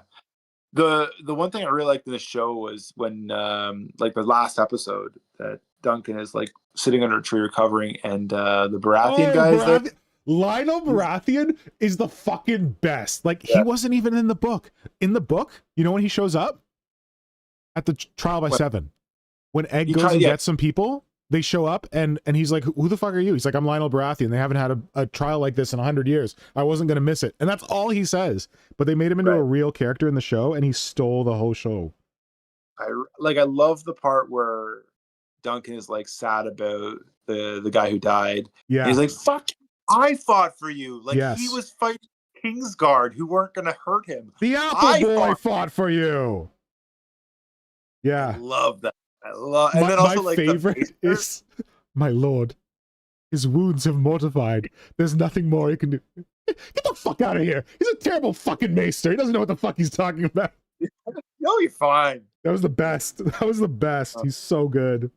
I laughed aloud so hard. And then he's like, yeah, if you want to come with me, my wagon departs after the roast. And I'm like, the roast? And it cuts right to the, like, funeral pyre. I was like dying. Oh, it was so good. And I love his line, like, I'll like come with me to Bree, I'll love you like a brother. Or don't, and I'll hate you like a brother. Like yeah. To Storm's End. And like I like that episode that there's all these choices laid out in front of him, and you're like, oh, just take that. No, just take that. And then you're like, okay, you made the right choice. Well, it's kind of okay. So like the guy whose YouTube I watch religiously, Preston Jacobs, who you're kind of watching. I don't know if you watched his review of the last episode, but he kind of harps on it because the themes have changed a lot from what the book was. Like in the book, Dunk has no one. And all he wants is for a lord to invite him into their service. So the fact that Lionel Baratheon does that, it's really weird because it's like, he should have just taken it. He should have been like, yes, absolutely.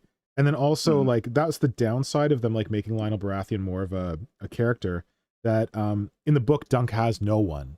And like, when he's like, you have to find 7 people. In the show, it's like, why don't you just go talk to Lionel Baratheon? He'll do it for you. He's your buddy. You like hang out with him all the time. But in the book, he doesn't have that. So in the book, what happens is that Lionel doesn't make that offer. Maekar makes that offer where he's like, come to Summerhall, squire for me or whatever, egg your squire. And that is what Dunk has been waiting for the entire story. Right. So when he says no to it, it's really powerful. But in the TV show, he says no to Lionel. He's got offers coming like left, right, and center. Like friggin' Fossaway, Raymond, the Apple Boy, was practically like, come hang out with me. But so that's one thing that was different. It's fine. Like it works fine in the show. But if you're I think a TV show needs hung to up on the story, it's different. What? A TV show needs to be character driven, whereas it's also the case that very little happens in the story, and you wouldn't have been able to make it into 6 episodes, so they had to add some stuff. It's a short story. It's not even a book. I say novel, but it's a short story. So like all the Lionel Baratheon thing was definitely much more helpful. It made it way more fun. I watched somebody talk about the next 2, so I know what happens. But so the woman that ends up with the Fossaway guy, Fossaway, you see the guy? Yeah. The girl that ends up with him, like at first she's introduced as like a girl who follows, sex worker, and then like I heard people surmise that maybe she's the Red Widow or the. Okay, so the problem is the Red Widow in the second story's name is Rohane. And that woman, they gave her the name Rowan. And I was like, why would you do that? There's 2 female characters or 3 female characters in the entire 3-book series, and you use the same name for 2 of them? Well, I think it's just to make a connection if they go to that story next. I don't think they have to. Yes, they're doing the Sworn Sword next, so she's the Red Widow. Yes, they're doing that next. But she'll be the Red Widow then? No, she's not. They cast someone else. So it's just confusing that they decided to name her that, because she's like a random invented character for the TV show. Why would you give her the same name? Give her any other name, but whatever. Well, I like that if she is, because like the other character has red hair too. Like it's weird. It's weird. Yeah, I know. But if she is a sex worker, there is like that parallel between her and Duncan. Like, I can't really hear you. You're a bit muffled. What was that? If she is a sex worker for real in the story, then it is that parallel of Duncan not being a real knight and her not being a real whatever she's supposed to be. Lady, yeah. She kind of like bamboozled the lordling. Yeah. She is a sex worker. It's not if she's a sex worker. Well, if she's the Red Widow thing? Okay.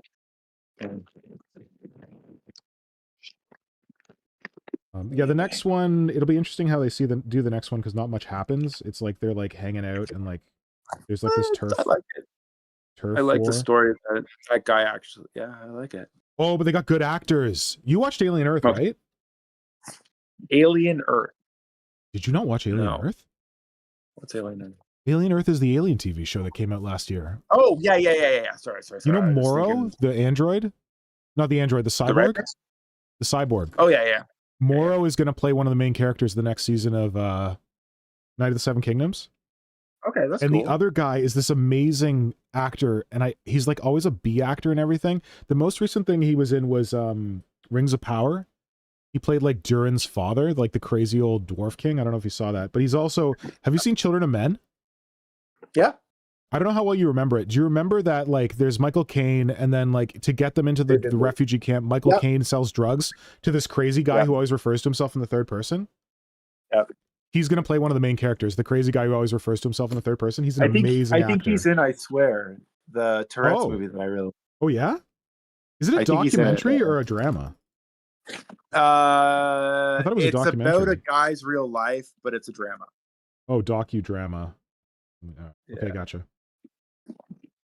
I like the thing that I really liked about it now is like it's never brought up in the movie, but like imagine the kid at the start of the movie learns that his life is going to be a movie. Like it's amazing that like the whole kind of premise of the story is that he dedicates his life to educating people about Tourette's, and then they made a freaking movie about it to educate people about Tourette's. In real life, that's what he did? That's what he did, yeah. Oh, cool. Yeah, I'm glad you gave me that context, because I didn't really look into the BAFTA thing. I just heard like the headlines, and like someone said the N-word at the BAFTAs, but it's like someone who has Tourette's who was invited to the BAFTAs because he made a movie about informing people about Tourette's. Yeah, had a Tourette's episode at the BAFTAs. That doesn't excuse saying the N-word, but like you shouldn't have like put him right by a mic if the guy has Tourette's. Like, what are you doing? You're setting him up to fail. It's not cool. You're setting the BAFTAs up to get in the news for once. Setting what? The BAFTAs up to be in the news for once.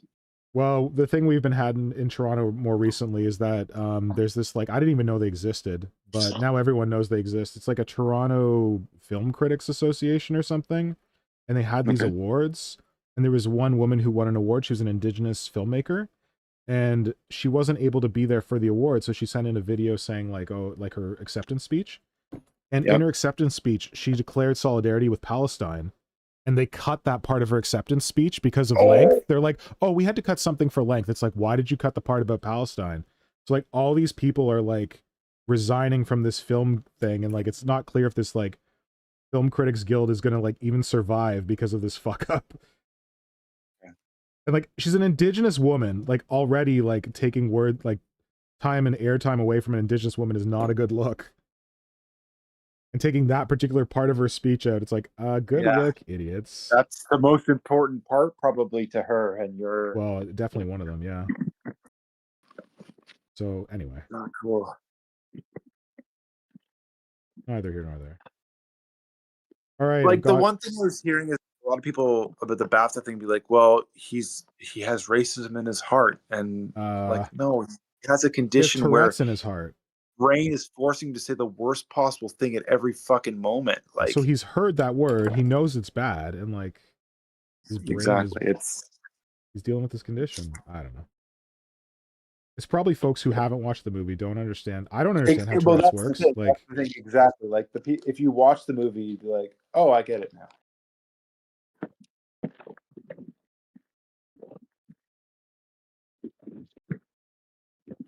All right. Wow. I can't believe I did it. I fit all my shit in the bag that I'm taking tomorrow. Good work. Yeah. Did it. Oh, no. That's fine. Uh-oh. Does it close? Oh, dude. You're going to love this bag. Yeah? I bought it. Oh, yeah. This is the camera bag? No, this is the bag all my Warhammer stuff's in. Tell me when it's on screen. Okay. I'm doing sculpting. It should be on screen. You know. On time. Oh, is that from like real old school Global? It stinks. It's so old. I bought it at Value Village in Toronto. Yeah. Wow. To bring stuff back to Japan. It's got so many bloody pockets. It may be infested with parasites.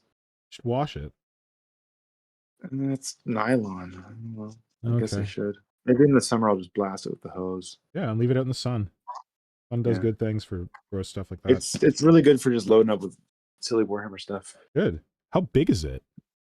It's not that big. Like my backpack is right here. Okay. And it's a little. First duffel I thought bag. it was small, but it's like it's a duffel.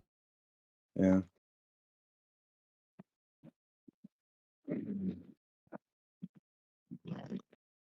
All right. Well, for having putty that I needed to use up, this worked out pretty well.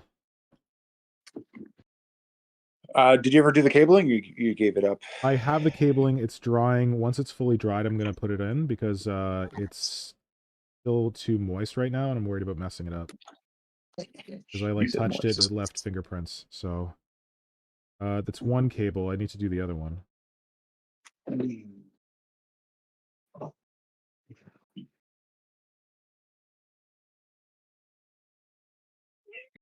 Keep shoving my finger in the barrel, but should be protected. It's nice. The one happy accident I sometimes get is I get in a situation where all the green stuff I've used is like protected. Like, oh, I sculpted this armpit and I can't put my finger in it. And I sculpted this.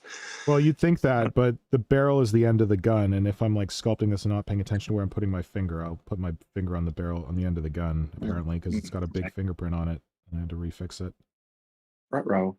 Ruh-roh. Anything going on in the chat? I don't know if you can see the chat. Oh no, I completely ignored the chat. Okay, sorry, chat. It's mostly Kajon. Oh, Kajon's posting links. Later link is used needle tool.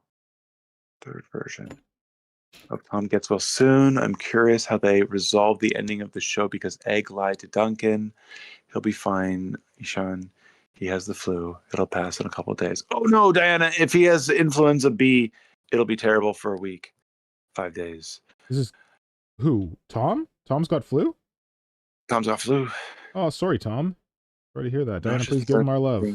Egg also lied about the 9 Kingdoms. He lied about the 9 Kingdoms. The 9 Kingdoms is a weird thing.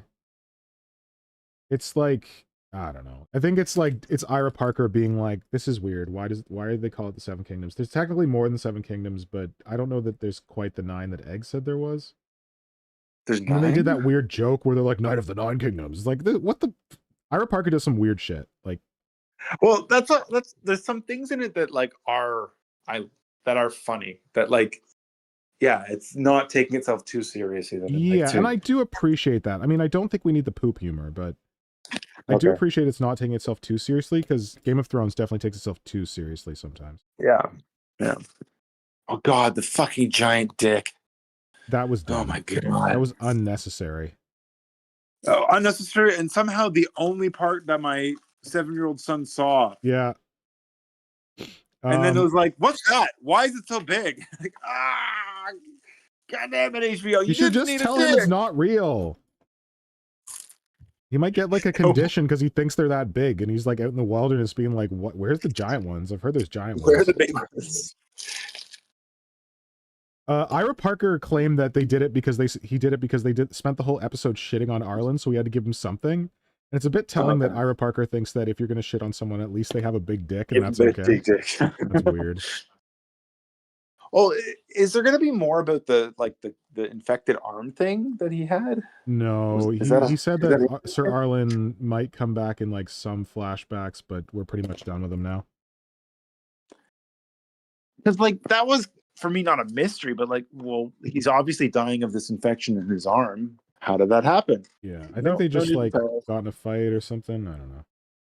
Okay. That was not from the book or the story. He just died. I don't think they say how he died.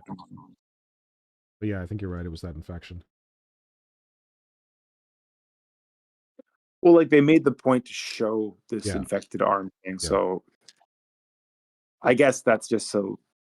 How did he die? He had an infected arm. But it was interesting that in the show they actually like addressed the fact that Dunk was never knighted, because in the story it's never addressed, but it's implied that he might be lying about it. He does. In the say I was never knighted. He says, "Why did you never knight me, sir?" But then like he like looks like he dies, but then he like wakes up or whatever. Okay, spoilers. Right. Maybe he got knighted after that. Yeah, but in the story, you're not supposed to know whether he was knighted or not, and then that's part of the story, because he might not even be a quote unquote true knight, but he acts like a true knight when he like defends the honor of the innocent. Right. Because that's what knights are supposed to do. Yeah, but this first season is that. Yeah, like what that the stupid fuck is fart thing. That's like, are you true knights? And they go, we don't give a shit about you. Like that's hammering home the idea that these guys are famous for being knights, but do they really know what they're supposed to be? Right. Protecting or.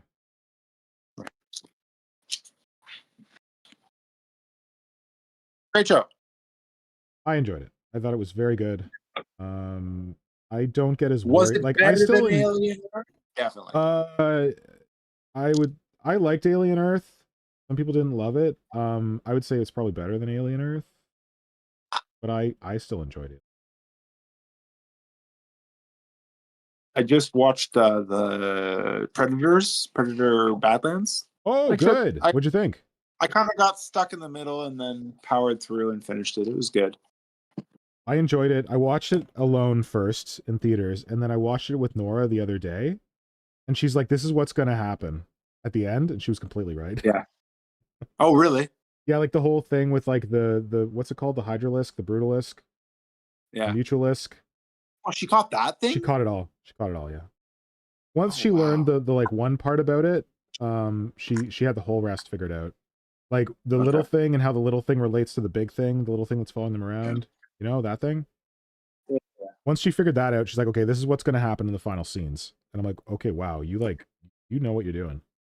I really like the ending. Like, I like the battle or whatever. Like, I like the legs just walking around. That's so cool. Yeah. Yeah, because like that could happen, but that's something they've never dealt with before with replicants. Oh, did you know that the reason that they're fighting an army of replicants is because if it was humans, it would be rated R? Yes. Yeah, I knew that. It's so smart. Yes. Yeah. So they skirted it. The thing I wasn't expecting was that the big predator was going to come back at the end. Wait, did he? Yes, man, and a spoiler. The ending was just like, what? It's still going? Well, it was the whole thing. Like, he needed to prove himself. Like, the whole thing that he did on God, what was that planet called? I'm glad they did. The Death World is that he needs to prove himself to his clan. So he has to go back and, like, solve that part of the equation.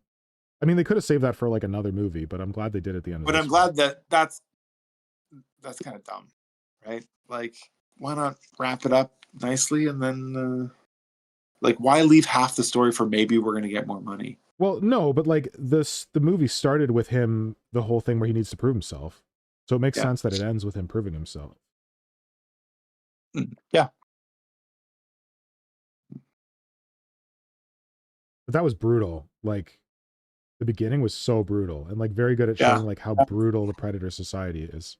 So the Yautja society is. And I was, like, pleasantly surprised by, what's her name, Dakota? Yeah. Oh, she was great. Yeah.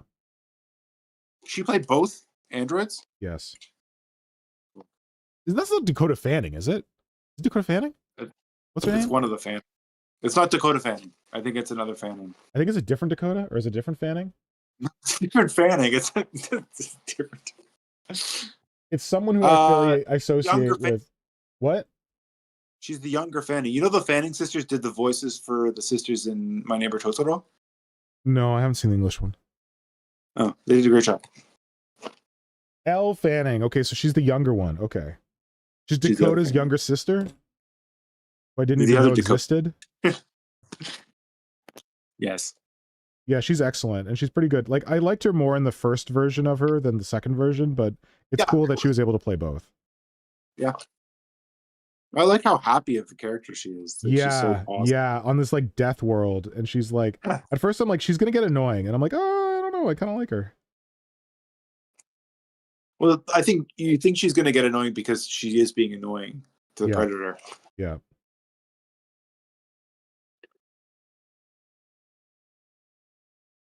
I like his little, like, makeshift, like, gun thing that I don't know how it works, but he feeds it little berries.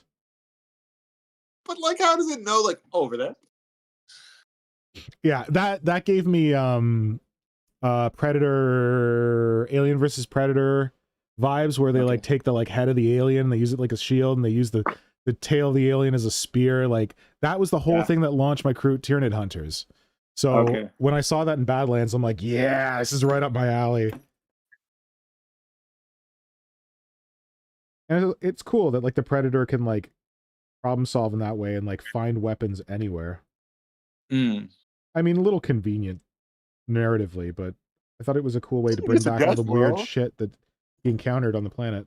What? Yeah, it is a death world, so yeah, when in death world, borrow death.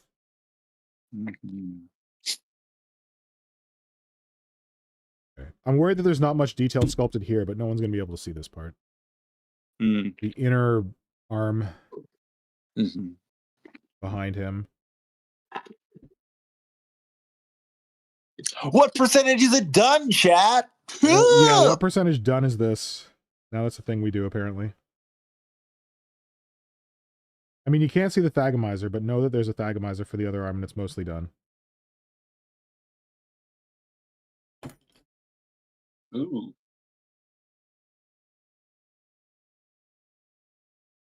George needs to go to Italy before we get another season. I don't understand. Who's dude? This is George R. R. Martin, I guess he's talking about. I don't know.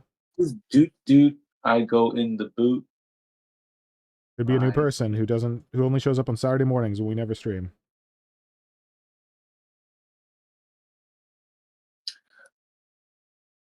Has George R. R. Martin not released another Game of Thrones book since I stopped reading them? No, he hasn't released another Game of Thrones book since Dance with Dragons in 2011. 2011. What year is it now? 2011 was the year I came back from Jet. Okay, because then I've read them all. Okay. Yeah. He's released early chapters of... Or Winds of Winter, yeah. Winds of Winter. That's it. But if you would like to know what's going to happen in Winds of Winter, you should go check out Preston Jacobs on YouTube, because he's writing a fanfic. And he's taking like community submissions and stuff. It's a fanfic based on like his theories about Game of Thrones, but his theories about Game of Thrones come from doing a lot of reading and research of the actual story. Right. So, and when it comes to writing the fanfic, him and his team of editors work very hard to use like only words that George R. R. Martin would use and write the chapters in the style that George R. R. Martin would write from like his other stuff. So it's very close to George's style. And you're not going to get a Song of Ice and Fire from, Winds of Winter from George R. R. Martin anyway. So you might as well check this out. They've released, the chapters are like audiobooks, but you can also download a PDF of each one. I think each chapter has a PDF linked in the description. And he's doing the chapters chronologically. So it also includes George R. R. Martin's sample chapters in between the chapters that Preston's writing. Cool. And it's all in the same playlist on Preston Jacobs' YouTube channel. I don't know if anyone here cares. Fuck it, I'll just pull it up. I kind of care.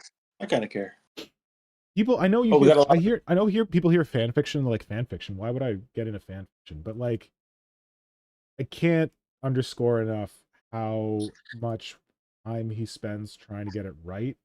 Like he spends months and months and months and months working on a chapter. And I think they're very good.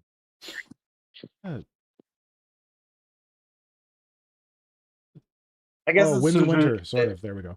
What? A situation where George R. R. Martin can't approve it, or he can't say anything about it. George R. R. Martin has officially said that he does not support fan fiction, and he doesn't want anyone finishing his work for him. Oh shit. I wonder if that's because he's worried someone's going to do it better than him, or prove that they can do it at all when he can't. But yeah. So, yeah,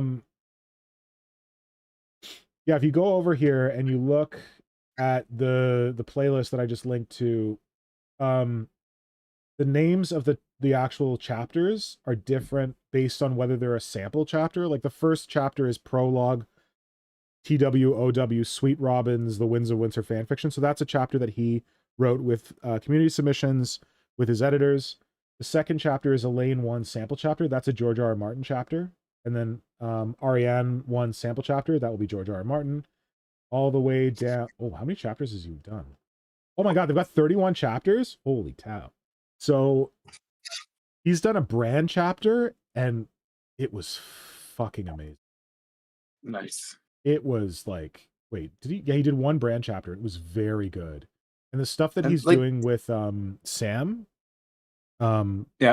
is really interesting. Like Sam being at the Citadel with like the other like maesters in training. Yeah. And they're like messing around with glass candles, which is cool. Just, spoiler alert, there's someone who may have died in A Dance with Dragons, and we don't technically see their body. And I'm not talking about John. In this, they're alive. Okay. And that has pissed some people off, but whatever. But there's only one chapter from that perspective, so who cares? like the weird thing is that like there's this plurality of Game of Thrones already. That there's already stuff that's the TV show that maybe it isn't going to be in the book. You're right. And so, like, what's one more branch in the plurality of this whole thing? One of the things that I like most about like the particular beliefs that Preston Jacobs has about Game of Thrones is that in the TV show of Game of Thrones, they showed the fact that Bran could time travel, like he could see into the past or whatever, and then they did nothing with it. And like Preston has said that he doesn't like that story beat. He doesn't think it makes sense, but like when it happened, he's like, okay, cool, like make it make sense. And then the TV show didn't. So he's leaning more into that in the fanfic and trying to make it make sense. Again, based on stuff that George has already written, based on like all of Bran's visions with like the three-eyed crow and all that kind of stuff. Dreaming of being a knight and yeah. So yeah, it's I think the fanfiction is going very well, and I would highly recommend it to anyone because honestly, you're not going to get the Winds of Winter. George might finish it someday. I don't have much hope because he hasn't had any progress on it lately, and we're never going to get a Dream of Spring. Like I have no hope that he's going to release that before. Unfortunately, he's too old to write anymore or whatever. Right. So this is the only way that you're going to get any kind of like closure. And I get it if you're like a George purist and you're like, no, it has to be George, and if it's not George, I don't care. I'm never going to find out. I'm not. I've seen enough of this guy to think that he's respectful of George and that he's very like exacting about like the decisions that they're making, and he tries to base it on like actual research about like not just, this is the thing about him, it's not just Game of Thrones / Song of Ice and Fire. He's read all of George's works, and like all the rest of George's work is science fiction. Right. So, and like George has done stuff before with like people sending their consciousness back through time, like the exact stuff that Bran does in the TV show. So when he's dealing with that stuff in the fan fiction, he's basing it on George's other stories that George has written, where someone sends their consciousness back through time. Like he's not just pulling it out of his ass. Anyway, well, there's that whole thing about Bran. Like Bran is, there's like old Bran the Builder who built the wall. Like I thought, like, oh, maybe this is Bran doing all this shit. Yeah, that's interesting. Yeah. There is the case the Starks name everyone the same name over and over again.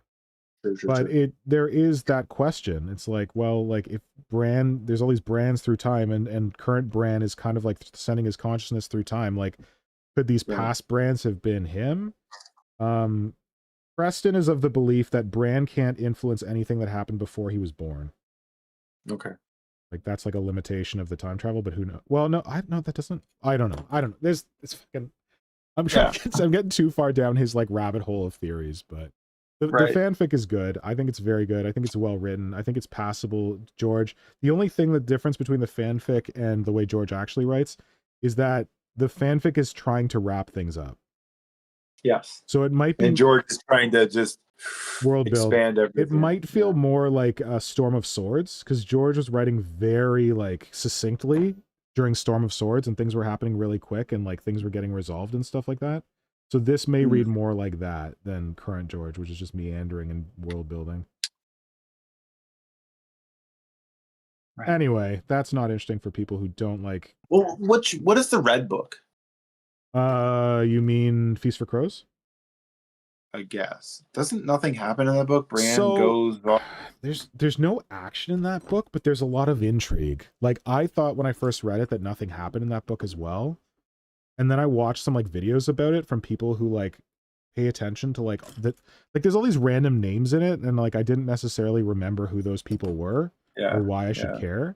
But like they're actually like telling you things about people you haven't seen for a while, and like these like different like schemes and stuff like that, and I just didn't follow. But is the Red Book the one where you start seeing stuff from the guys from Dorne, or no? Yeah, I think so. Okay. The Red Book has a lot more Dorne and a lot more Iron Islands. Okay, yeah. And then like I watched some YouTube videos with the Dorne stuff. I was like, oh, this is interesting. Yeah. Unfortunately, I didn't pick any of that up. Yeah. Because you see these names you don't recognize, and you're like, okay, whatever. Yeah. But fortunately, those names are important. All right, so I don't know if the chat has given us a percentage yet, but this is where we're at with Mhara Gal. I got a bunch of work done on sinews and like muscle looking stuff on this arm to like kind of encase the mechanical bit. I'm going to be adding a bit more to the back here, but I'm pretty happy with it. And I'm happy that I didn't shove my finger in any of it. I seated the tongue in his mouth, sort of. I did this like reinforcing thing with this wire. I'm going to have to sculpt that in and make it make more sense. I did the tentacle rolled the mechanical wire thing over here, but it's still setting. I don't really know how useful that'll be. What I might do is I might roll a bunch of these and then see which ones are like closest to the shape I want and then like cut them to fit. And then I almost shoved my finger in it again. I did the barrel on this what is it? Warp plasma fire something or Warp other? fire plasma cannon. Warp fire plasma cannon. Hopefully it can still take these. Did a barrel, and then I filled in this arm section because it was a little skinny with some kind of like stretched flesh and sinewy stuffish stuff. Yeah, I'm pretty happy with the progress made. How are you feeling about it, Brother Pink, even though you didn't get to watch it all? Great. Fantastico. Thank you for jumping on stream with me. I'm sorry we didn't do it on your actual birthday, but I'm glad we did it now. Dude, I go in the boot wants to know what the lore of the Mhara Gal dreadnought is. It's a tainted dreadnought. It used to be able to go through walls. It used to make psychers go crazy anytime it was near them. Now it's just a monster dread. Used to walk through walls? That's pretty cool. Yeah, it had all cool stuff, yeah. Well, at least yours is going to look cool. Yeah. Well, is there lore on our Mhara Gal? I wrote a short story about it, actually. You did? Yeah, I recorded an audiobook. Oh, for a podcast or whatever that we stopped doing? Yeah. Well, then tell me the lore. You even remember? This one's name's Cadris Maw, I think. It's not just one dreadnought. They have like different versions of the Mhara Gal. Like they have like, it's not old One Eye. No. You could take 3 of them. Maw is a good name for it with his big ass mouth. Wait, you want me to make 2 more of these? No. One's enough. Come on, George R. Martin. Why don't you finish the first one? Oh, I gotta make this out even bigger. Oh, Jesus, George. Oh, I wanted to ask you, Brother Pink, when I'm finishing it up, is it okay if I assemble the thagomizer? Like I glue it on so that I can do the wire wrap on it that I did on the tongue to reinforce it? Of course. Okay, cool. Because that would make it easier. And then I can also mesh the like joint to make it make more sense. Yeah. Just move. All I tell you is move fast and make model. All right, so here is a look at the full. I don't have the thagomizer. It's inside somewhere. I'll go find it. But it's going to be posed kind of like this with it. It's winding up to swing this big ball and chain behind it. So the gun is not going to be down low like this. It's going to be kind of like cocked out at the side like it's... Oh, actually. Oh, I'm an idiot. I was going to mount the arm like this, but I just did this, and I think it looks better. With the plate popped up a bit. Yeah. Interesting. I'm going to have to remember that when I put that cable through there. Leave space. I'll figure it out. But that means that I don't have to sculpt quite as much on the arm here. Anyway, that's the big swingy boy. Looking good. He's chaotic. Holy shit. What's that? He's chaotic. That's the goal, buddy. Wait, you should give it the phytophagy smokestacks, which does the same thing. Tyrannid smokestacks? Happy not your birthday, brother. Thank you, Burgers. What? It's been not my birthday for a while. You're mumbling. I can't hear you. Sorry. Dude, I go in the boot. I8R. Wait, you should give it the phytophagy smokestacks. I don't know what that is. Tell us more, Doot in the boot, about these phytophagy smokestacks. You mean like Tyrannid, like toxic miasma smokestacks? What are you talking? Is that something you know from Horse heresy, correct? No, I do not. Yeah. Oh, psychophage. You misspelled. Why was it not letting the word psychophage go through? That's weird. I could give it psychophage smokestacks. I think I have them right here. No, I don't want smoke. Ah. Oh no, they're on the bodies. I gave you a off-cast smokestack of a dreadnought. You don't want smokestacks on your dreadnought. I like the smokestacks. The thing on its back is a smokestack. You're right. You're right. And it's cute that it has that little thing that's probably not doing very much anymore, but it's still intact. I'm probably going to put a little bit of like organic webbing around the outsides of it, but I don't want to mess with the inside quite too much. Maybe some down in here because there's no detail. But good suggestion, but I think we're sticking with the power unit that's on it. Psychos. But again, Kajan wasn't flagged for saying the word psycho. Kajan's a mod. Oh, okay. Of course. Maybe that's how he got away with it.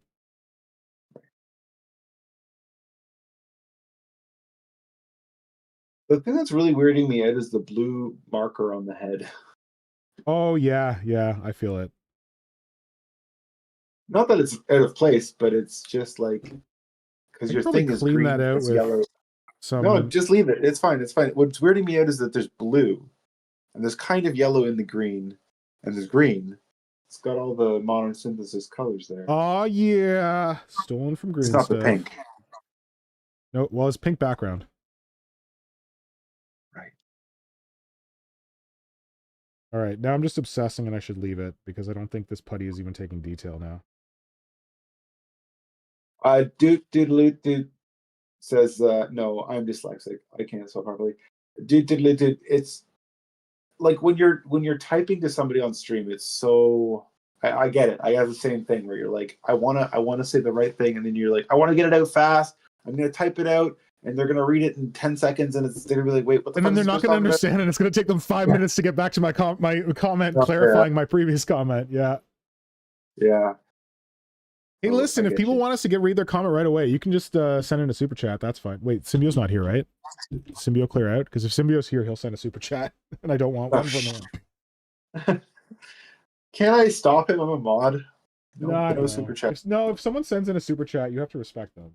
They're spending money. Okay. That's probably a good way to get noticed. Right. Okay.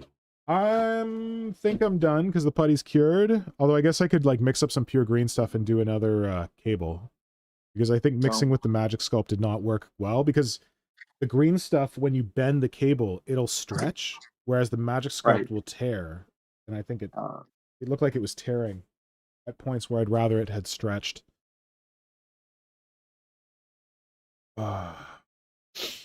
Oh, so Kajan approved the message to be shown, but we saw it as blocked before it showed up or something. Yeah. Thanks, Kajan.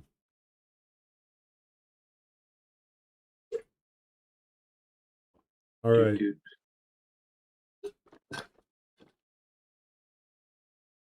Verma says appreciate the green color while you can, or just buy green epoxy sculpt or something. Vermis, I think I'm good. Fresh. Okay. Brother Pink, thank you for staying up so late. Holy cow, it's 1:16? You have a game tomorrow. You gotta sleep, buddy. At 11, it's fine. Okay, well, thank you. I'm glad we worked on this. Glad to chat with you. The longer I stay up, the more work you do, George R. R. Martin. There you go. Nick R. R. Martin, please sculpt and sculpt faster. Yeah, we should stream again sometime, even if we're not doing Mhara Gal stuff. Yeah. Just checking out this flail to see how I can fix up the angle.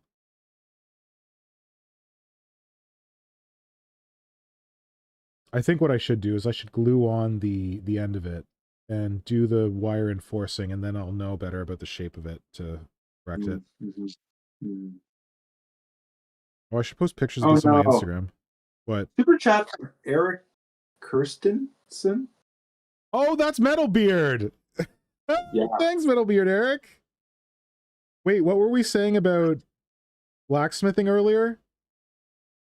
Radon had made a comment about how Radon likes to blacksmith, and I wanted to see how it what it up was to is that we were talking about like sculpting, like when you go in and you have an idea. No, not an idea. Plan?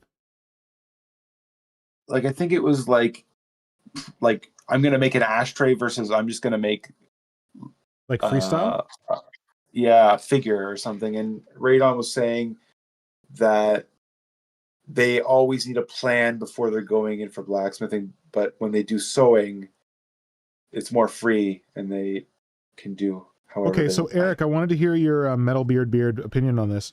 When you're blacksmithing, when you're doing your metal work, do you always go in with like a clear plan of like where you're gonna go and what you're gonna do, or do you ever like get in there and just like riff? Like, can you do that with the art form, or does it need to be well planned before you start going? Let us know your opinion, because I know you do metal stuff. It's cool that we've got people who like come on the stream who do metal stuff. Then we got Dan Kaplinger who does like wood stuff. Radon's doing Did sewing Tom stuff. make the mug monsters? Yeah, he's making me a mug monster. Nice. Yeah, his buddy smashed her cup, and then he was like, I can fix that for you, and he made it awesome. And I was like, Tom, will you take a commission to make me an awesome mug like that? And he is working on it. Apparently last I heard he was testing it for water fastness, because I want to use it as my like painting cup. All right, now I'm just obsessing. I need to stop working.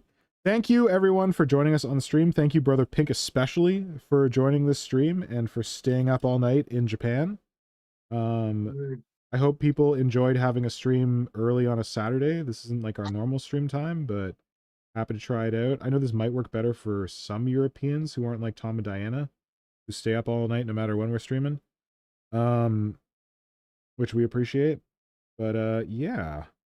Hope you've got some cool hobby of your own that's going on. Hope it works out well for you. Hope everyone's staying safe, staying healthy. Brother Pink, you got any final thoughts and words? No. Thank you. Thank you. All right, next stream will probably be on Friday with the Creature Conference crew. I'm sorry we missed a stream last Wednesday. I had a work commitment, and I basically was like dead tired on Wednesday night, so I would not have been much fun. Yeah, so we'll hopefully see you on Friday with Hydra and Flamehammer for a Creature Conference stream. I don't know what we're talking about yet. We'll figure it out. Bananas. All right. Craig, if people are watching the VOD of this and they made it all the way to the end, what unique thing do we want them to put in the chat? No one ever does this, but I keep trying to do it anyway. In the hope of someone clap. It's not something where you want like their opinion. You want them to like tell us their favorite something. Do you like bananas? Can we go with do you like bananas? Clap 2 times. When I am doing CNC cutting, it is planned out. Sometimes I just get wild and add wood and stone. It's hard to hear you when you're facing that way, but I guess you need to. Sorry. Eric Kirstensen says CNC cutting is planned out. Sometimes it just gets wild with adding wood and stone. Depends on the project. Cool. Thanks, dude. Eric Christensen, he said yachts because in addition to Symbio Joe, Eric Christensen is the one person who has personally contributed the most super chats, Patreon support to my hobby. There's 2 people who have custom Modern Synthesis hats. One of them is Eric, and the other one is Symbio Joe. And I tried to do this thing where I spelled their name and I like put the Modern Synthesis Y into their name, but the company who did the embroidery didn't do a very good job. But I don't know. So yes, thank you for your super chat, Eric. That was very kind, and thank you for telling us about your process. Oh, okay, let's go. Talk to you later, boyo. Thanks for being on the stream. My pleasure. Talk to all the fine stream folks later. Bye-bye. Have a good